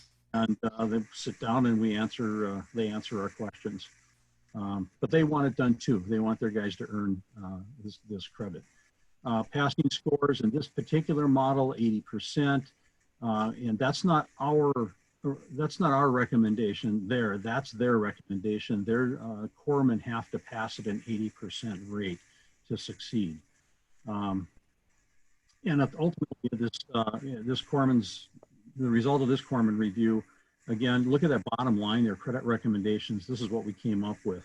And that was in the baccalaureate associate degree category, 3 semester hours in medical training, emergency medical training, 3 in patient assessment, 2 in physical fitness, 2 in hyperbaric medicine, and 2 in anatomy and physiology. So the language down there should be familiar for everybody, I hope anyway. And those are common headings, so that will give you, as you're reviewing one of these or trying to review a student's transcript and then comparing it to the ACE review, what exactly it is that they've covered. So here again, the emergency medical training, we go through that. This is a fairly short summary of all of the objectives that they will receive under emergency medical training, including airways, basic and advanced, establishing IVs, giving medications, monitoring vital signs, needle thoracentesis. If you don't know what that is, that's to decompress a tension pneumo. So somebody's collapsed the lung down at depth and they're building up tension. It's not a pretty sight for someone. And they'll stick a needle up in the chest and decompress that and let that pressure off so the heart can beat and the lungs can expand.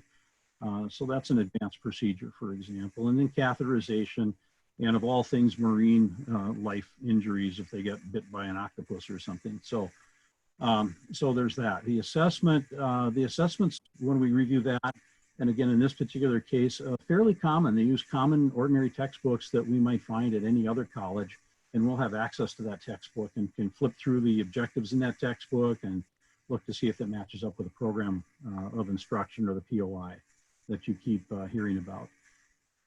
So in those assessments, they're going to focus on neurological, of course, again, hypobaric environments, identifying barotrauma and so forth. Next one down, physical fitness. This is common. And this is common around a lot of universities will automatically give people 1 or 2 credits because they attended basic training. This one requires some additional training because you have to be in extraordinary physical condition to, of course, dive for the Navy, as you can imagine. Then we look through the objectives and we find that there's a lot of work there in hyperbaric medicine. So these corpsmen will attend with an injured diver or someone who's suffered decompression sickness, or what you guys would maybe commonly heard of as the bends. That's another thing altogether, where they have to put them back in a chamber, pressurize them back down to depth, and then let the pressure off very slowly. These corpsmen actually go into the chamber with the patients and stay with them through this compression decompression process. So they need to know, how that works and how to perform those medical tasks under those conditions. So right now you can begin to see that as we go through the objectives in this course, the POI on that, I can't remember how thick it was, but it was a pretty big document, looking at like 77 hours of didactic. They got a huge number of hours in lab, and then they're having what I think is a high number, like 23 hours just in assessments alone for this particular certification. So this is very, very rigorous course and very worthy of credit earnings. The ANP at the bottom there, with some added things about barotrauma and such. So the ANP, again, right out of a common textbook, which the students will have access to. Thank you, David. And I think this team had about 10 faculty on it, if I recall. Yeah, this is a big review, and the listeners here probably know military medics or the 68 whiskeys. That's a big program too, and a lot of credits come out of that one. So. Absolutely. What else? I think that was it, but we are reviewing at the cognitive and psychomotor domains, not so much affective. I think the military takes care of that on their own just with their disciplinary process. So anyway, we're looking for any questions you have about the process. Excellent. All right, well, we are going to turn to Matt to sort of wrap us up here before we take a little bit of a breather. So Matt, can you kind of sum up the key points of the course review process for folks? Yeah, so kind of like my colleagues mentioned, it's multiple faculty for sure. What we're looking for is content, scope, and rigor, just to kind of summarize some of the topics, the learning outcomes that we're trying to map the curriculum to, that we're reviewing and ensure it's being taught.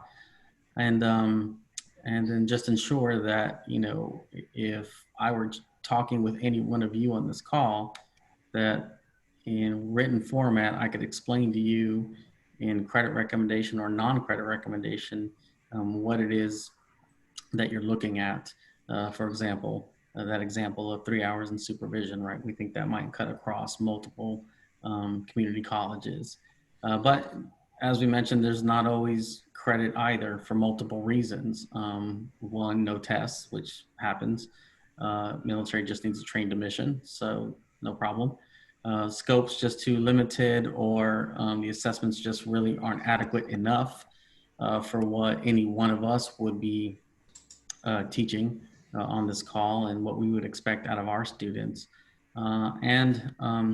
You know, there's no one person making that decision saying, oh, 0 credit.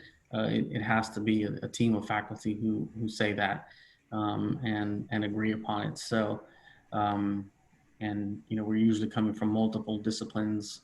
You know, I've served on teams where there's mortuary science, food service people that sometimes I have to collaborate with, sometimes I don't. Just depends on what's before us. And so there's no true magic bullet. It's not a pure science. When you do it enough, you get used to, but I know I had to be coming on board, especially on the military side, you know, trained up a little bit on you know, this concept of mapping military training to the outside world. And so fortunately we have, you know, someone like Ace and the people like Don and Jenifer leading that. You know, so hopefully that kind of summarizes what you've heard up to this point. Perfect. Thank you so much. We do want to give folks a chance to take a breather here. So go ahead and, you know, take a 5-minute break, and we will reconvene here. Sound good, Terence? That is perfect. And folks, please do, as we take a break, come up with your questions, write some things down so we can have some interactive dialogue, whether that's on the chat room or some other fashion. But we do want to make sure that we get as many questions answered from our ACE experts. It's rare that we get them on the West Coast, so we need to take advantage of this. We'll be back in 5 minutes.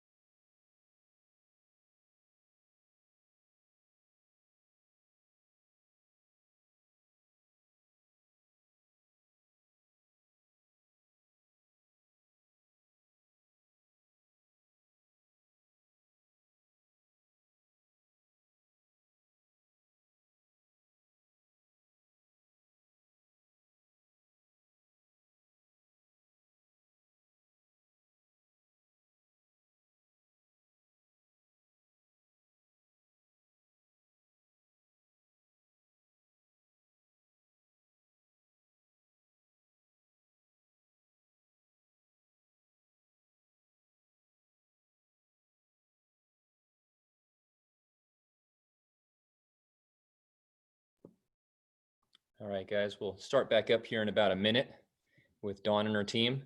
Hopefully everybody got a little breather, got a chance to grab a bite like, you know, we've learned to in a minute or two in the Zoom world, or take any bites. I do want to say that, you know, we've gotten a lot of questions. We've gotten some comments. So Dawn, Jenifer, if you guys can try to review on the questions in the chat room to address any of these items. But again, we're quite grateful to have you out here. My primary role is over at Saddleback College, and I'm a full-time faculty member there, a tenured faculty member. And I'll have anywhere between 1,500 and 2,000 student veterans per year going through our doors. So in the last decade, you know, you're talking about a small city of individuals that did not receive credit for their military training. You look at all the direct apportionment from the state and the wasted GI Bill on redundant curriculum that's already been, you know, delivered by, you know, a federal entity. So this is, you know, near and dear to my heart. But just to paint the picture of, you know, 10 to 20,000 student veterans over the last decade that routed through just one college, not receiving the credit that they are due. So, you know, I really can't emphasize this enough. It's personal for me as a faculty member, someone who touches their lives, and they touch my life every day as a counselor. But, you know, please do buckle down. We have, you know, about an hour left of this training, and I want to hand it right back off to Dawn, Jenifer, and their team. Thank you, Terence. Yeah, and Jenifer, if you can just help me out with the chat, I can see them. The topics, I just can't reply when I'm sharing my screen here. So I'll have to defer to you on that one. But we have gotten a lot of really wonderful feedback. And Terence, I think people that are echoing your thoughts too with, you know, frustrations with veterans, you know, not getting credit and wanting to kind of do the right thing. You know, some challenges that were identified as well, which I'm sure some of these are you know, internal or specific to kind of the state and what's going on. Some challenges with transfer of credit to the CSUs, I think, is a common theme. You know, kind of having policy in place for that. So not wanting, you know, students to lose out, I guess, on that transfer credit as they go from the 2 to the 4 year. So there's a lot of really good feedback here in the chat that hopefully we can, you know, follow up and catalyze for some good conversations going forward. Some specific questions on needs for faculty, and we'll definitely put a plug in as well at the end and let you all know how to apply. You know, we will take all disciplines, faculty. There was one specific question about English faculty, and we don't see as much of a need on the military side. We do see across learning evaluations, however, that is a common area that is needed. Not to say we don't ever see it on the military side, but it's just not as common. But it doesn't mean that you wouldn't be called upon to serve on a review for, you know, a corporate entity or something like that. So we do share faculty across learning evaluations. So just wanted to clarify that. So hopefully you all had a chance for a break here. We're going to get into the nitty-gritty of the occupation review process. So again, you know, you're thinking about kind of those two different areas that they might generate credit recommendations. We just went through the course review process, very similar to, you know, courses at an academic institution. Also knowing that military trains to mission, so there might not be perfect parallel sometimes. The occupation review is very different. So we get a lot of burning questions about what is an occupation review? You know, how do we know that this credit recommendation is justified? So yes, it is different. There's no syllabus, but it does rely on official documentation.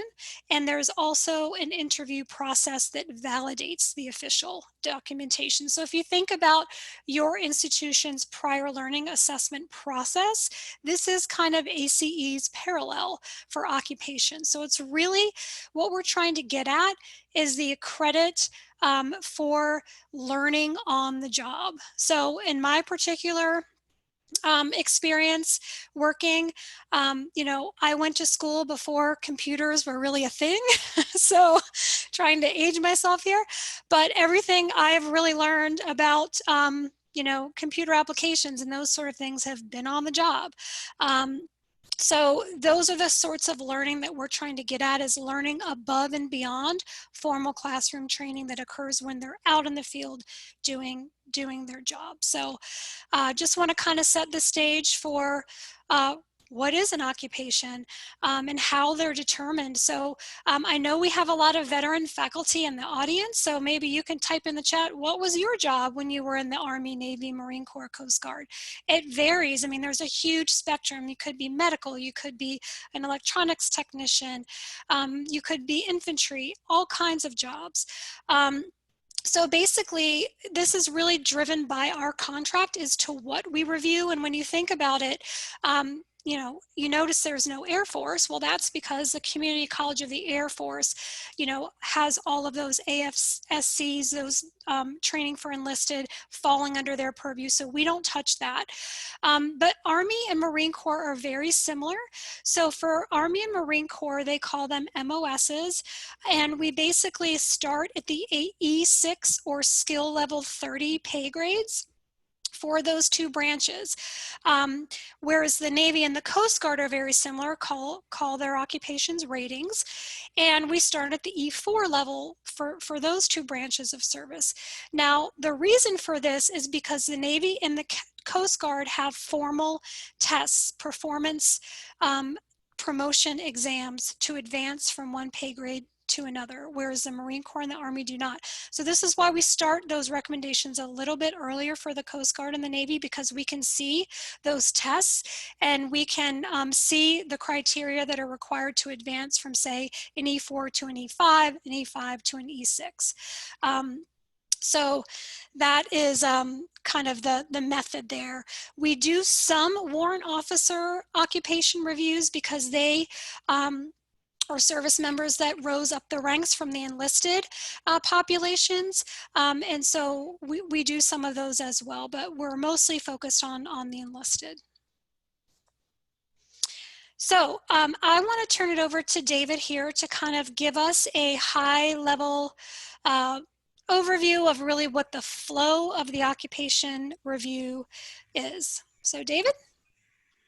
Yeah, we touched on a little bit of this already, but again, they prepare us before this. We get notified, oh gosh, months in advance sometimes, about if we're available for a particular review and in a certain city, or whether it's virtual or whatever it happens to be.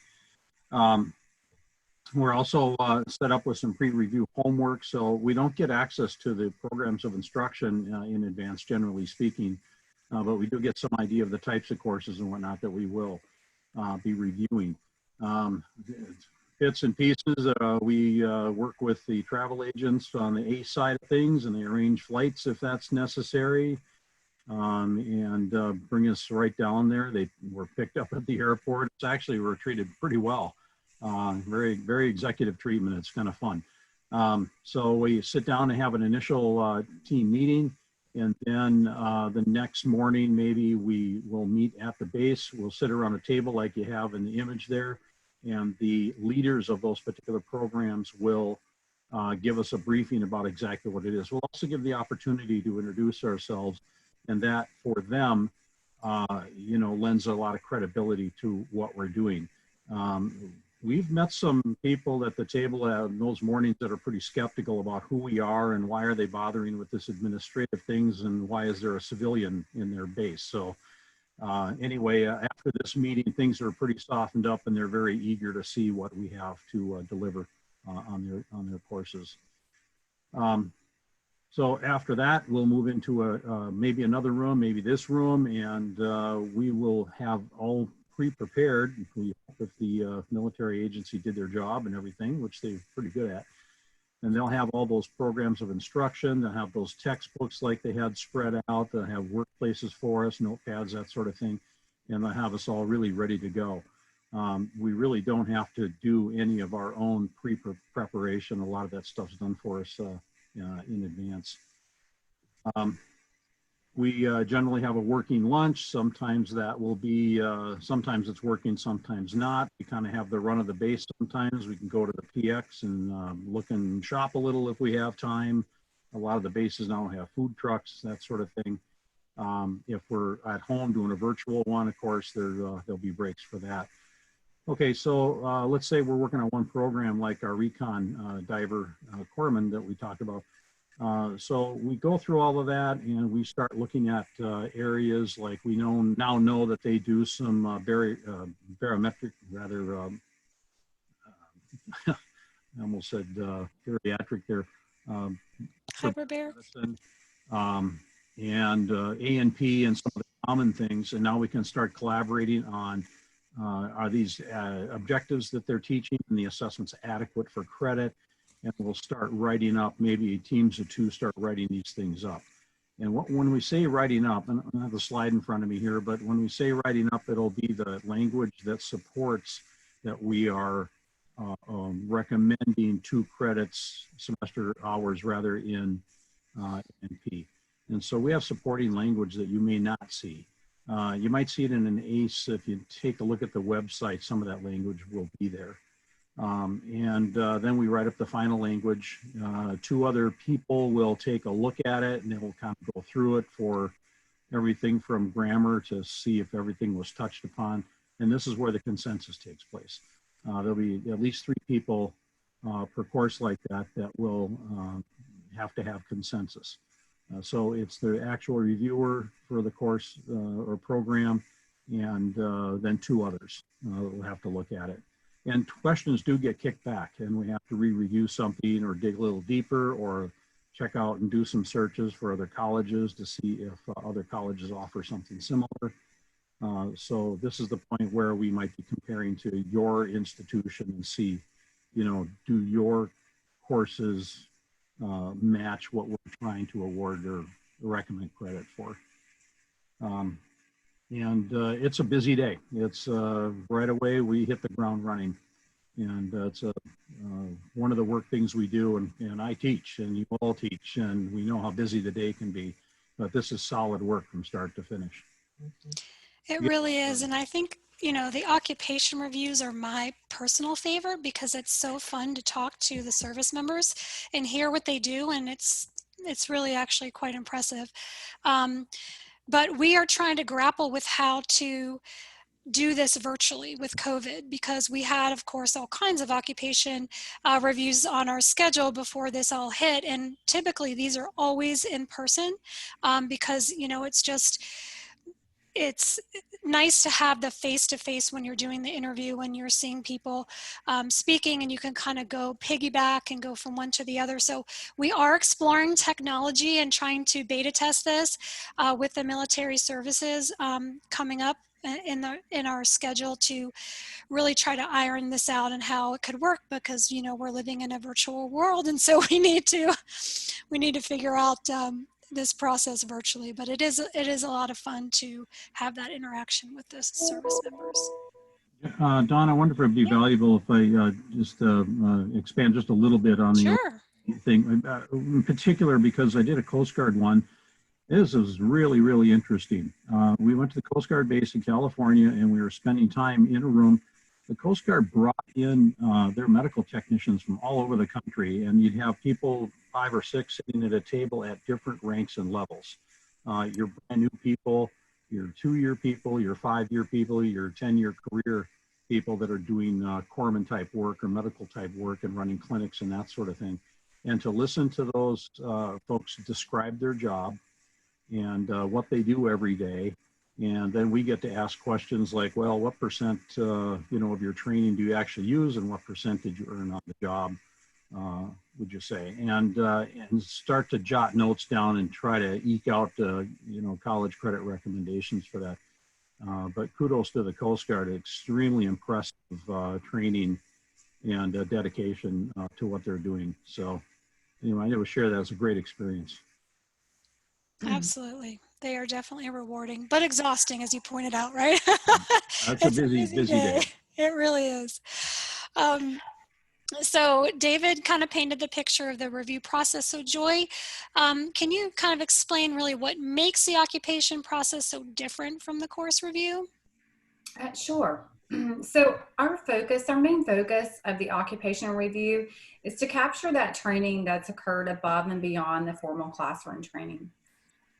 we are looking for, the faculty are trying to tease out what an individual has learned on the job, separate and apart from what that individual has learned in the classroom.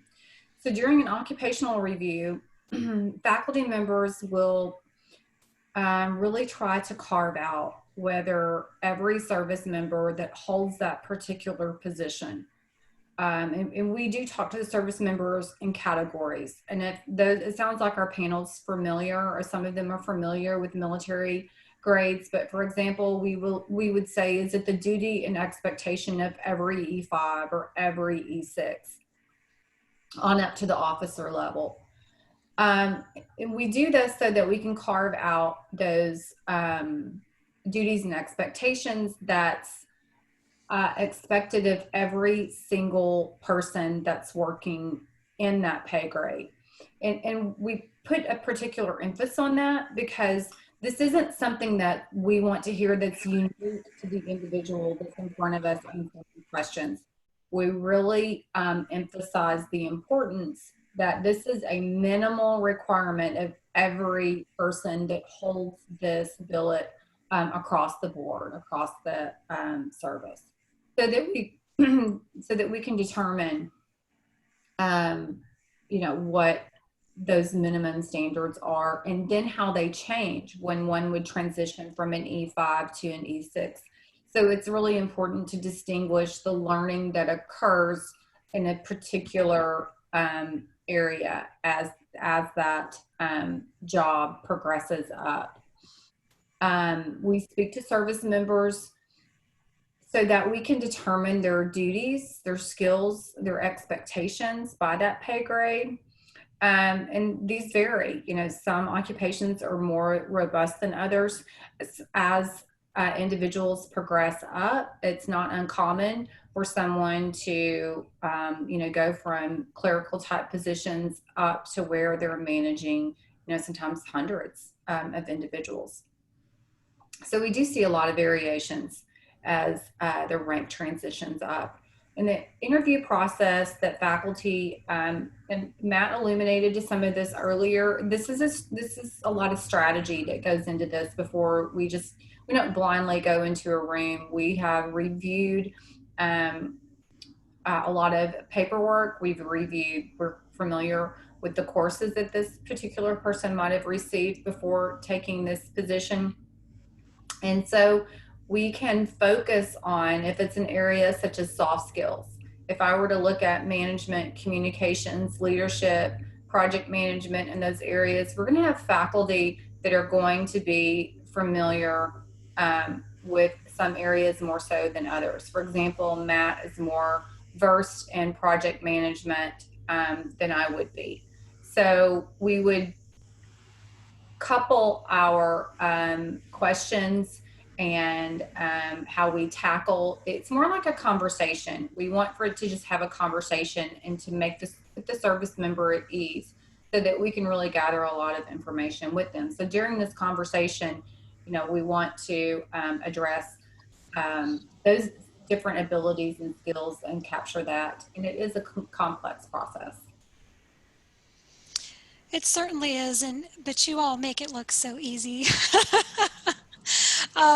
So one of the other questions we always get, Joy, is what are some of the questions that you ask? And we try to provide some guidance both to our faculty and to the service members coming into these interviews. Here are the types of things that you might be asked. We don't want to cause panic and feel like they're being grilled, but at the same time, you know, there's a variety of general type questions to more specific.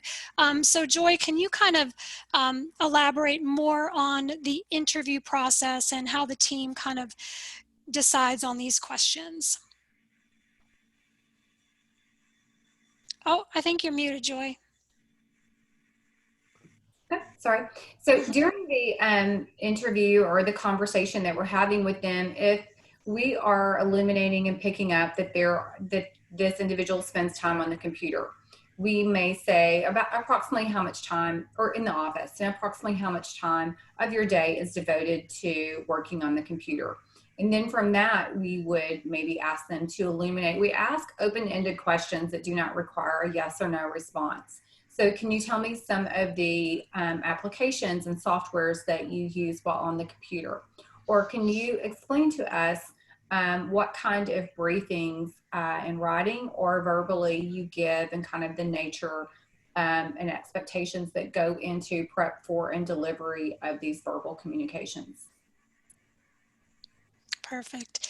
And as Joy kind of alluded to, we always have our management team that asks those management related and soft skills types questions about communications and how many people do you supervise and how far out are you planning. And then we have our technical team as well, because we know that a lot of what you do on the job is your technical job, but you're also managing people and in doing those soft skills. So that's kind of how we approach the team construct as well. That's true. And it would be fair to add, you know, the questions that I just asked were more indicative of a lower division. And then as we jump into higher divisions, we hire, as this position transitioned up, we would maybe ask, we want to know how many service members they're responsible for managing. How far out does this particular position plan out? So is this someone that's developing strategic plans? And if we get a sense that they're planning out for 1 and 2 years, then we can dig deep into some course categories that would align with. Great example. Okay, so wanted to kind of give you a specific example, like we did for the courses, of an occupation review. And Matt, I think you and I were on this review together at Fort Gordon a few years back. So, you know, we've kind of tried to give institutions and stakeholders more information as they look things up on our military guide. Over the years, I think we've gotten better at it, hopefully. But, you know, we are trying to make these exhibits a little bit more robust in terms of what you might see aligning to your courses in higher ed. So Matt, do you want to kind of walk through, you know, as you look at this exhibit, kind of what's jumping out at you? Sure. So the summary here is what's first of all at the very top, the MOS, right? That tells us kind of who's in front of us when we're about to interview, right? What their job class is, cyber network defender. And then we'll also look at the summary, right? This is their summary write-up of what they say that they do in that MOS. And from there, we'll start pulling out, as Joy was mentioning, the various questions to get the answers that lead us to a credit recommendation. So for the MOSs, or the interviews, if you will, we're you know, we're not looking at multiple choice exams. We're not looking at papers here. We're going off of what they're telling us, and who happens to be in front of us are these various skill levels, the E6s, E7s, et cetera, who happen to be in front of us, and they're speaking on behalf of their entire MOS. And so we'll start from left to right and interview them and ask them open-ended questions like Joy mentioned. And based on what they say, first we'll start with a lower level skill level. And if they say that they're doing, for example, in this particular write-up, a lot of manipulation of a cloud environment, maybe they're using a Cisco product to do so, and they work with a lot of virtualization software, hypervisor, et cetera. You know, then that's going to trigger us as faculty to say, okay, what types of college courses could we put that in, right? What kind of credit recommendations might that look like? And so that would lead us to the credit recommendations you see before you. And then we'll continue on to the next pay grades, further saying, okay, can you pick up and tell me how you differ as an E5? And then same with an E6, what did you do that's different than the E5 and E4s? And when I say you, meaning I'm saying they have to speak on behalf of their MOS, and then we'll grant or recommend credit from there. And then the final one, for example, like an E7, I think we moved off the slide, you know, whatever credit they get, they will also get everything beforehand. They'll get what the 50s got, the 40s got, and the 30s got if they didn't already have it from the past. So, you know, each skill level in front of us will tell us their story of what anyone is expected to do in the job based on their skill level, and then we'll recommend credit accordingly. But that's how that process works and how it jumps out in terms of, what we think these individuals are actually doing and how it maps to a civilian academic credit course. And so you can bet that it's been vetted by people of your peers like us who are evaluators. Exactly. So the credit, as you can kind of see from the 30, 40, 50, 60 skill level, which essentially is the E6 pay grades rolling up, that there are some things that they're doing at the 50 skill level that they, weren't doing at the 40 skill level, and same with the 60 to the 50. So the faculty really do a great job of trying to figure out where that line in the sand is, where that responsibility stops and starts, and querying around those outcomes to try to make those credit recommendations. And some of you that might be former Army in the audience might know the term critical task list. So a lot of times we will use these for the MOS to sort of start our questions around and figure out, okay, what are the main components of this job, and how can we start formulating questions to really get at what they've learned on the job in these big, broad subject areas. And sometimes we see that they've been trained for things, and then other times they're like, this is so new that when we went to school 10, 15 years ago or whatever it was, this technology didn't even exist. So we did not get it in the classroom, we're getting it on the job. So it's really interesting to kind of see, especially in the technical fields, how that evolves. Dawn, if I could Yes. jump in real quickly, Sure. based on our system as a 2-year, many of our student veterans are looking at transfer, but many are looking at N degrees or certificates in CTE in our institutions.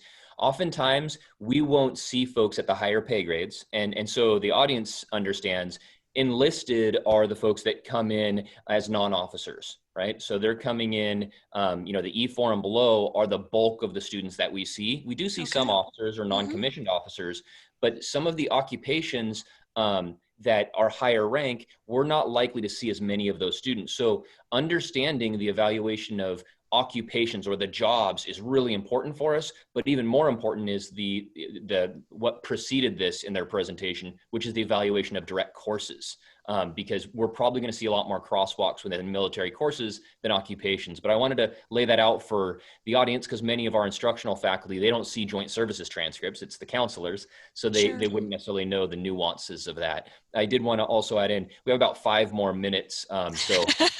Okay, we're going to roll on through. Thanks, Terence.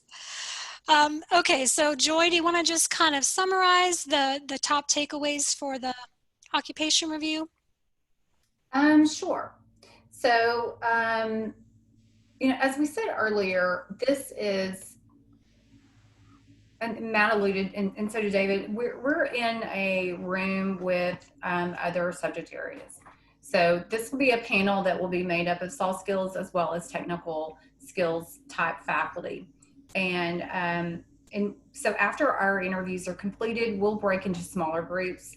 And that's where our specific discipline teams will start to decipher and recommend potential credit. And then we'll discuss our findings with the larger group. And this is where sometimes we'll start to challenge each other and one area trying to convince the other area that these skills, we don't want to do duplicate credit. So for example, someone we're going to give a maintenance management, and then, so we would discuss which, if 2 management credit recommendations were necessary. We're also teasing out at what level we were seeing these individuals exhibit these types of skills. So for soft skills, we would look at if they are actually are they doing like more computer applications, more basic communications, things that we would see in maybe a lower level management course. And then as we transition up the rankings, if it were some broader scale, more strategic, more analysis, more leadership that would be utilized. So we also consider the area of credit recommendation. And so think of us breaking out into smaller groups and then reconvening much more like a faculty panel to where everything's on the table and like a curriculum committee almost with different input from various departments. And then we start to align what where we want these credit recommendations, where we feel like they should fall out based upon, you know, what we gleaned from these interviews and conversations. Great. Thank you so much, Joy. So I know that we're getting a little short on time. We do have one question for you all to type in the chat. Having heard about now in depth the course and occupation review process, what comments, observations, or ideas do you have? And you can be brutally honest. It's okay. It won't hurt our feelings, but just type in the chat. Let us know what you think, and we would appreciate it. So I'm going to move on to the tools and resources slide. We're going to try to whiz through these because I know we don't have much time. So hopefully I'm not going to go too fast here. I just wanted to touch on the JST. I know this crowd doesn't deal with the JST hands-on, but just so you're aware of what it is, a lot of colleges ask us, should we consider this an acceptably academic document? And we say yes, because essentially there's 3 databases coming together in perfect harmony to produce the JST. So it's the services personnel record to show that a student took a course and successfully finished it. It's the registrar system of all the course data, and it's the military guide that has to match up to populate the joint service transcript so that you know that what's there has alignment between those 3 databases. And ACE also does quality assurance on all of these checks to make sure that the credits that appear are what should appear based on when we reviewed that specific course. We don't own the JST, but we do provide those quality assurance checks on it. Another great resource is our military guide. Again, I know this is going to be connected to your map system, which is fabulous. But just so you're aware that this is where all of the data resides. And I just wanted to put a plug for the new digital catalog coming soon. And I know some of the map folks have already gotten a demo of this from our Vantage Point colleagues, but this is going to have some really snazzy features where you can upload JSTs. It'll parse out the credits. It'll match them up to what's on the guide. You'll be able to click on the subjects and see the outcomes if it's that version. So these are some really neat features coming. We're in beta testing right now, but we're really excited about it, and I think it'll make everyone's lives easier to find things. So that's really great. And just also to point out that our exhibits have evolved over the years. Sadly, prior to 2006, we didn't have a ton of data for you, and we are getting better through the years. So we have kind of different versions. 2006, we had related competencies that were attached to the credit recs. In 2015, based on your input and other stakeholders, we said, we really have to adjust this to learning outcomes so it matches like what a college course syllabus would be. So we have evolved to those over the years, but that might explain why you're like, there's not a whole lot of information here. It's probably one of the older exhibits. Same thing with occupations. We started this a year later where we really drilled down to the outcomes level for subject areas. So prior to that, there was less information for you, just so you're kind of aware of the exhibit evolution, if you will.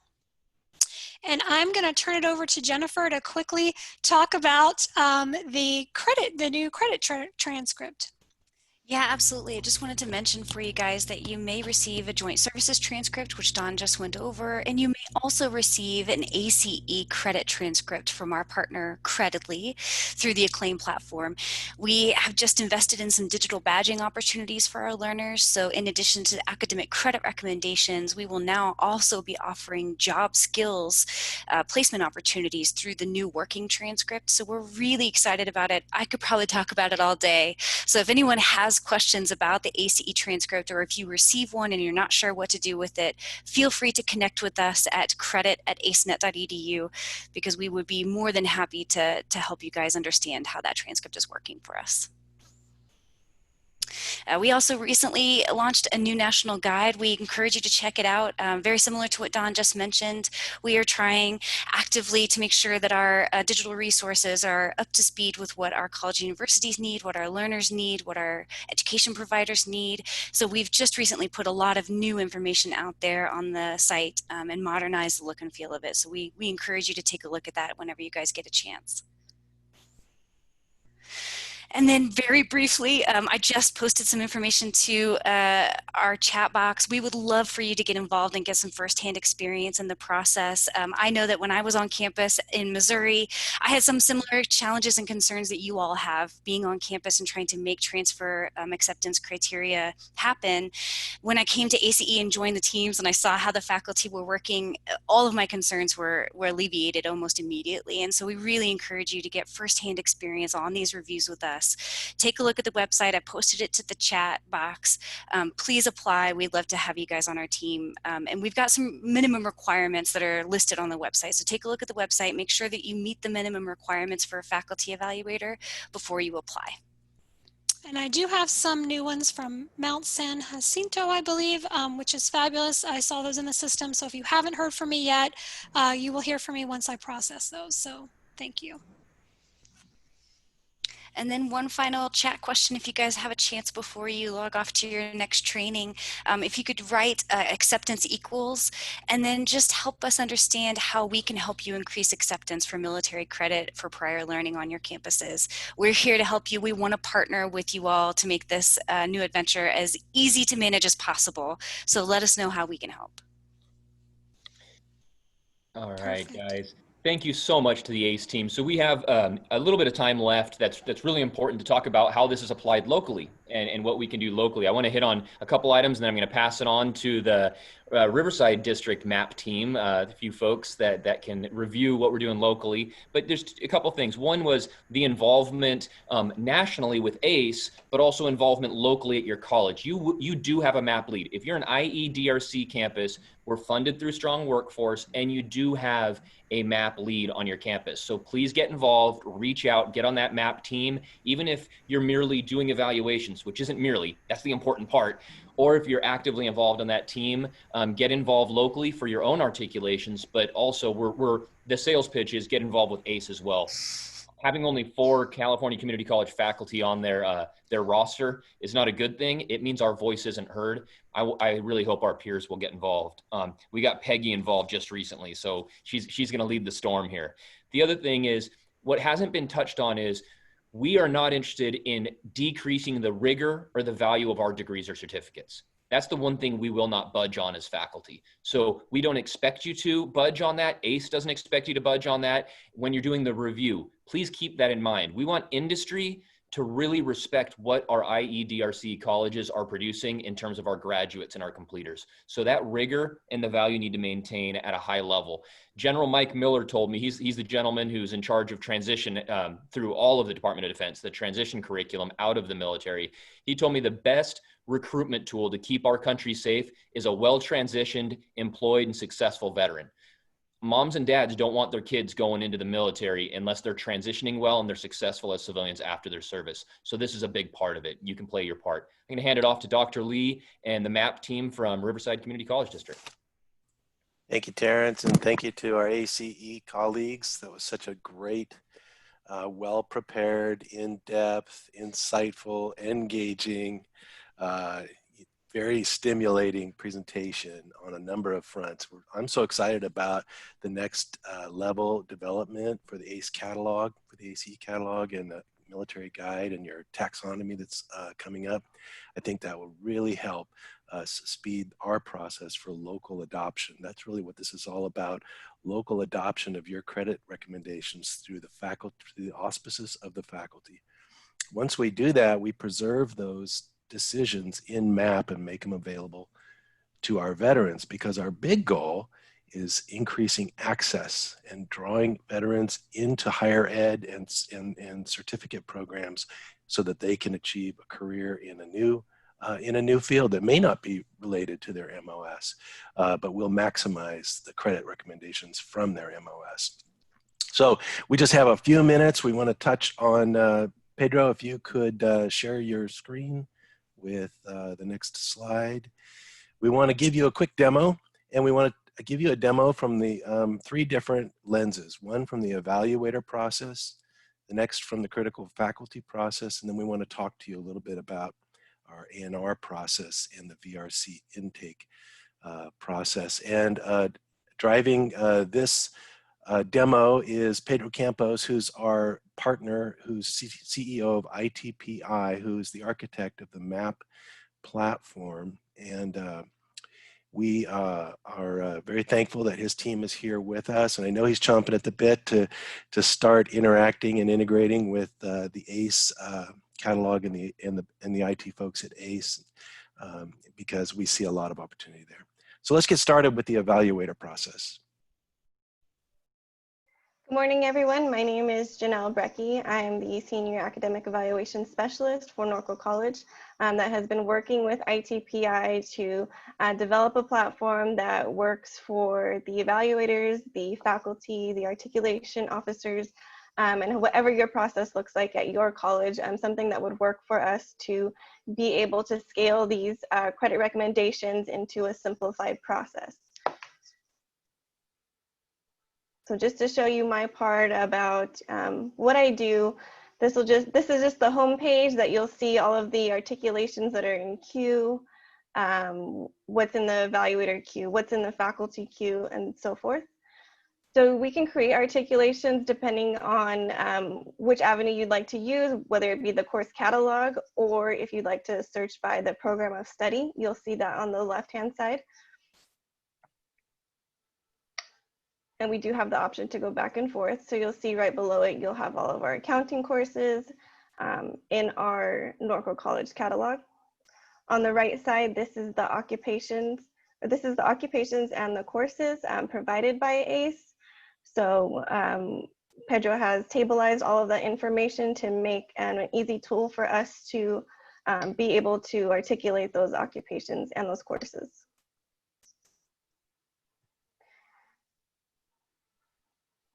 So you'll see if we select this occupation code 74F and we want to articulate the computer programmer with the, let's say 17A, our programming concepts and methodology, C++, we would drag it over.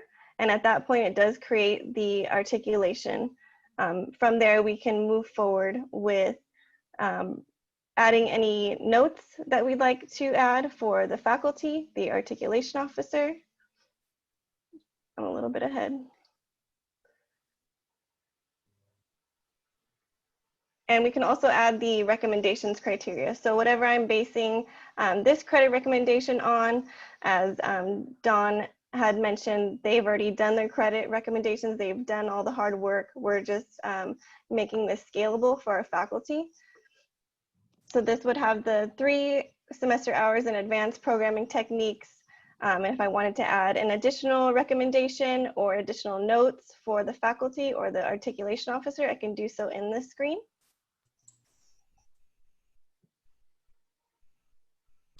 And maybe, Pedro, can you pause this at this point right here? Janelle, can you tell people what they're looking at right here with this screen? Right.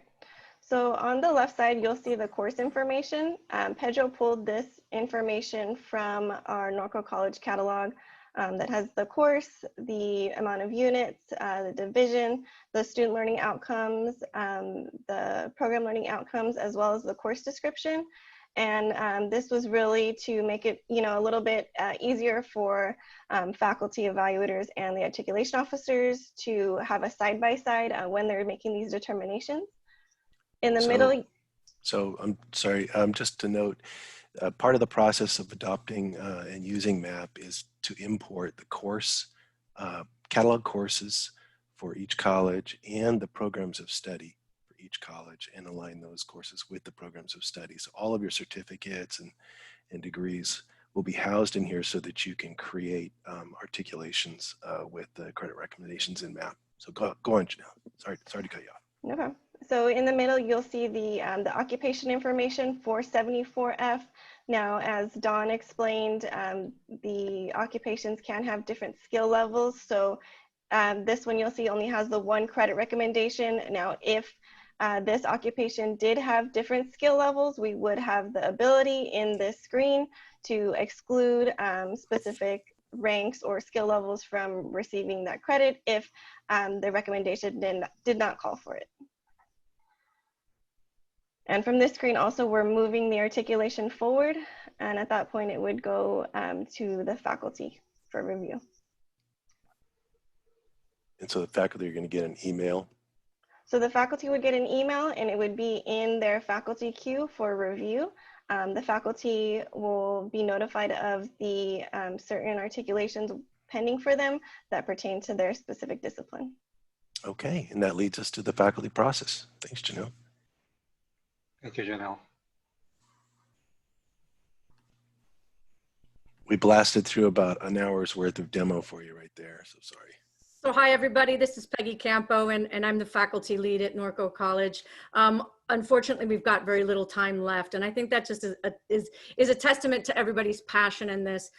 The idea comes from this wanting to be able to facilitate faculty overview of all of the articulations. So once Janelle has searched through the huge amount of courses or military occupations that might be, so I teach anatomy and physiology and some biology classes and environmental science and anything in life science, she'll send then those that she thinks might possibly, the courses or occupations that might possibly articulate with my general specialty and within my discipline. I'll get the email and then I will come to my platform. The platform has a dashboard, and that dashboard is going to list all of the articulations that are going through the process. So not only within my discipline, but within all disciplines, not only at the level of faculty, but it will also be at the level of evaluator, the articulation officer, or implementation.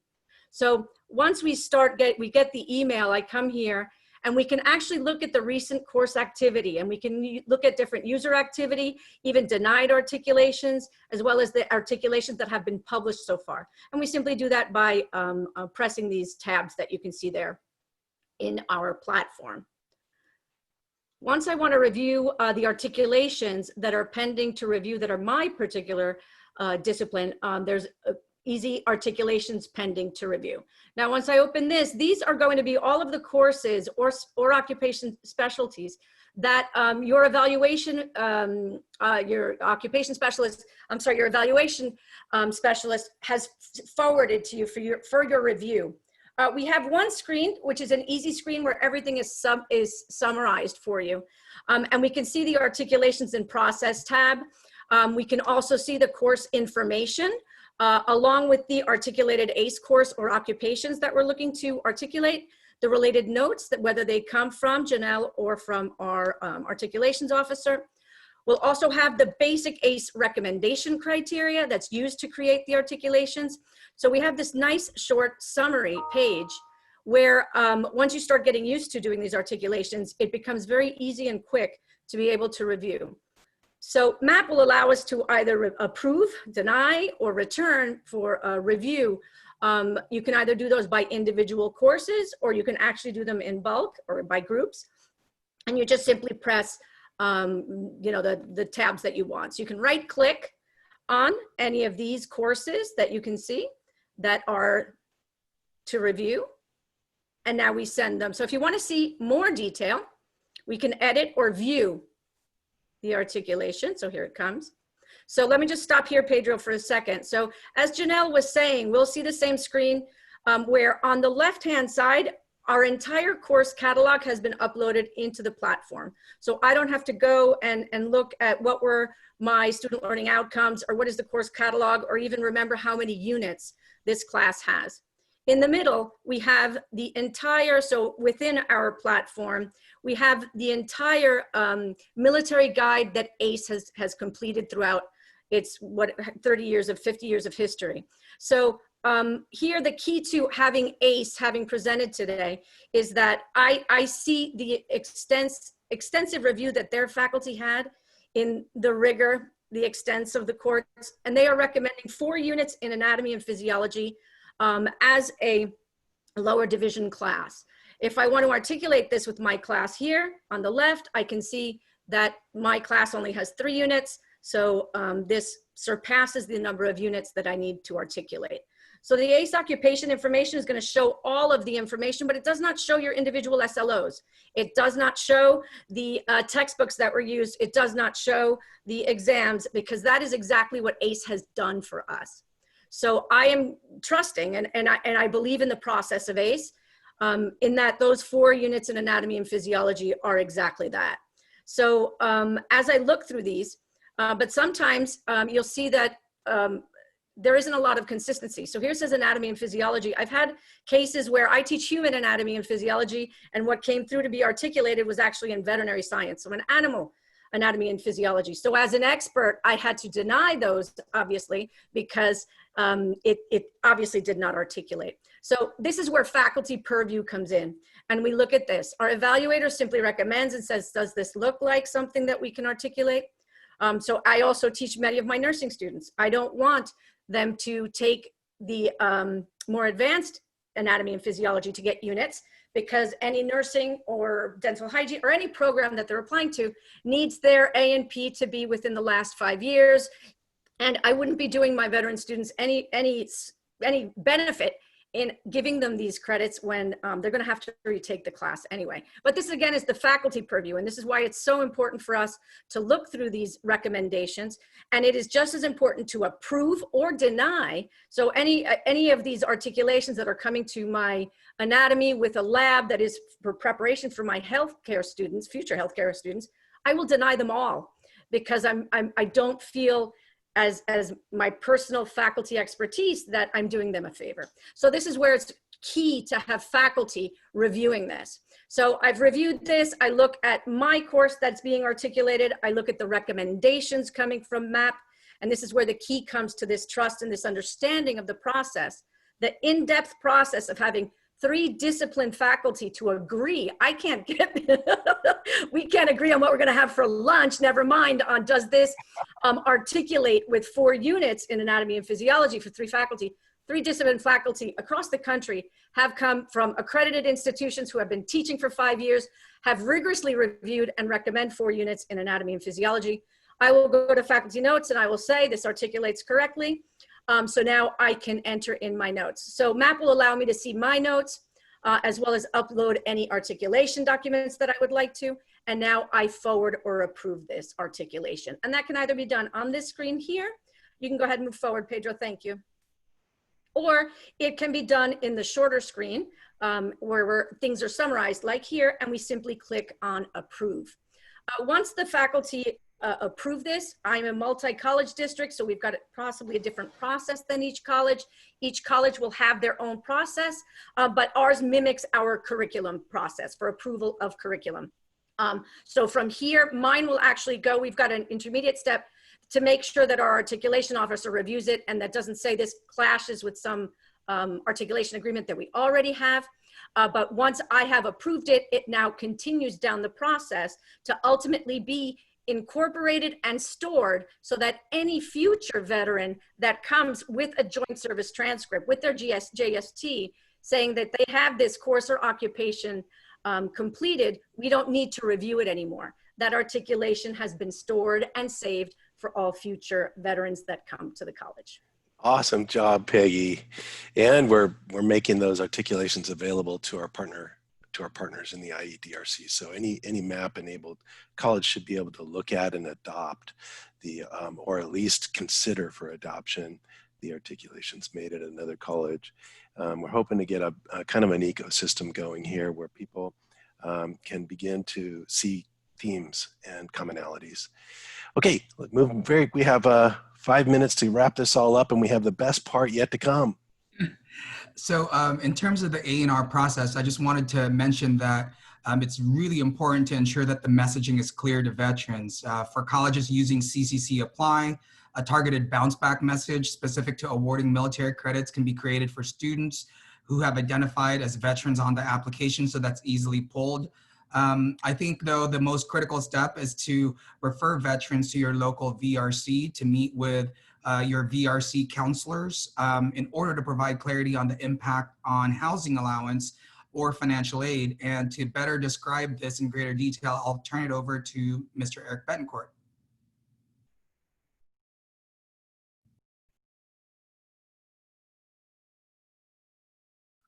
Eric, I think you're on mute. Hello, everyone. My name is Eric Betancourt.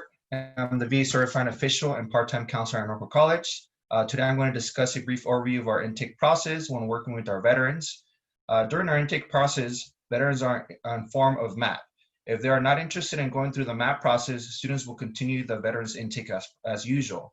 However, if they are interested in the MAP, Norco College staff will schedule an appointment so a student veteran can meet with the veterans education counselor. The veterans counselor will discuss MAP in detail.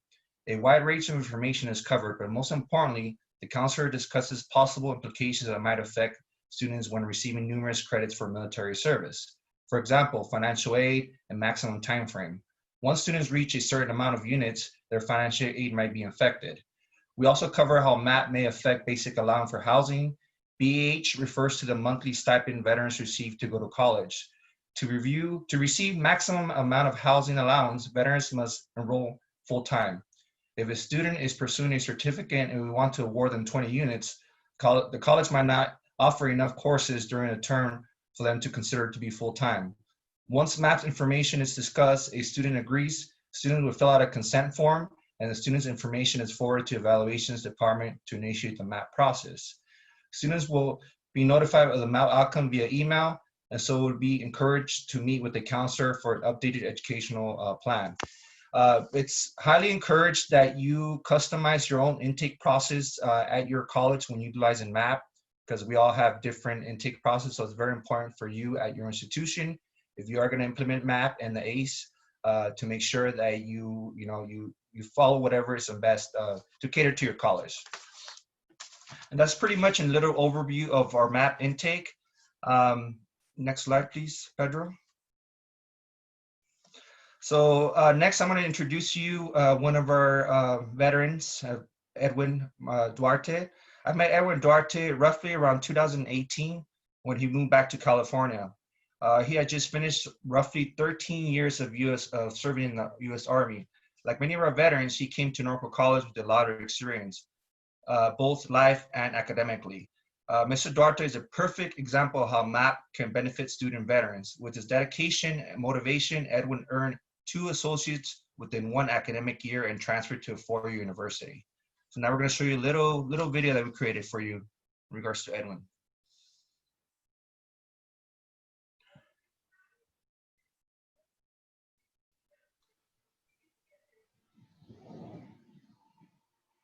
My name is Edwin Duarte Jr. I served in the U.S. Army for almost 13 years as a 13th Fox, which is a forward observer. I was assigned to the 101st Airborne Division, Air Assault, for 15 months to Baghdad, Iraq, in support of Operation Iraqi Freedom, and 1 year in Kandahar, Afghanistan, in support of Operation Enduring Freedom. As a 13th Fox, I was in an infantry platoon with the radio on my back, as well as our standard load of equipment. It was my job to call in airstrikes, artillery, and mortars when we met the enemy on the battlefield. I was also in charge of radioing our position as we conducted missions to our command team. I also had the responsibility of coordinating medical evacuations when our guys went down. I also served as an Army recruiter in New York City for 3 years. My office was located on 125th Street in Harlem. During my last assignment, I served as an air assault instructor, in which I would train soldiers to safely rappel and fast rope from Black Hawk helicopter.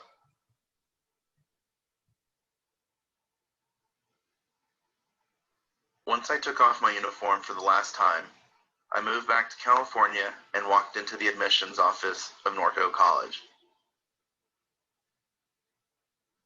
There, they directed me to the Veterans Resource Center and told me about the GI Bill and explained my educational plan.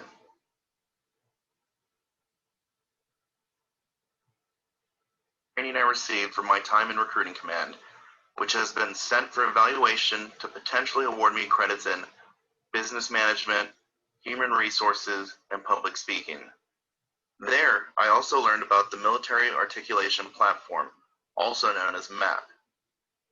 MAP has partnered with evaluators and community colleges throughout California to evaluate veterans' records and find more ways to help veterans. I encourage all veterans who are thinking about going to school to please visit one of the schools in the community college system in California who is participating in MAP. Every single staff member and educator wants nothing but the best for our veterans.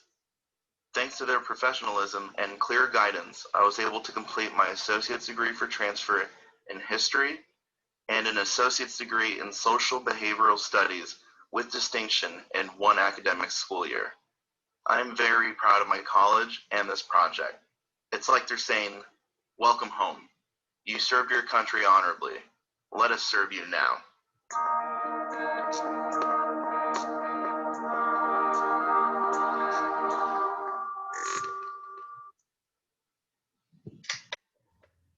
Okay, Edwin's story is one of thousands that we hope to replicate throughout the region and the state. I do see the time. We want to respect your time.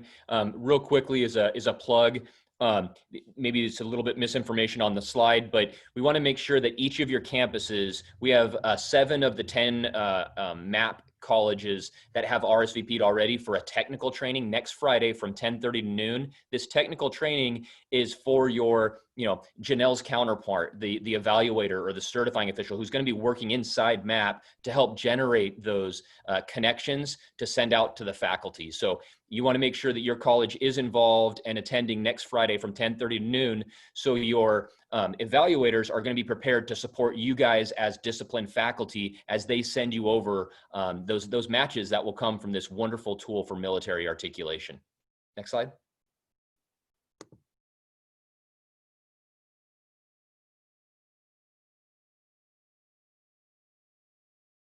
I'm going to skip over this slide with just a phrase. You need support for this from the faculty, through the president and the classified staff and students in order to make this work. But I want to skip ahead to give Mark a chance to just quickly gloss over some next steps. Yeah, and as for the next step, and in the interest of time, we're definitely looking to expand the functionality of MAP and the student experience. I think a couple of different areas, as you're reviewing the list, will probably jump out at you. One is really to clarify the transferability of CPL to CSUs and UCs. That's an obvious one. And I think linking the CPLs to career opportunities and industry sectors.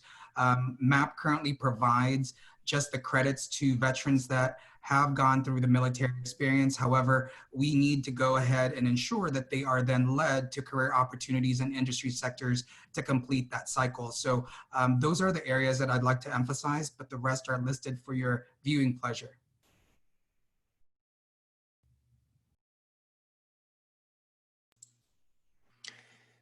Thank you all for coming to this training. And Terence, did you have any last words? Just as as Dr. Lee comes in as a vice president of instruction and myself as a consultant faculty lead, it takes teamwork. It takes everybody on your campus, your staff, your faculty, and your administration to commit to supporting your student veterans. So thank you for this day. This training material will be posted with all of our contact information for further questions. We'll post it on the Vision Resource Center as well as in a regional website in the IRDRC campuses. And we will email out to everyone that has RSVP'd for this. So good luck, have a wonderful weekend, and we hope to hear from you soon. Bye-bye all.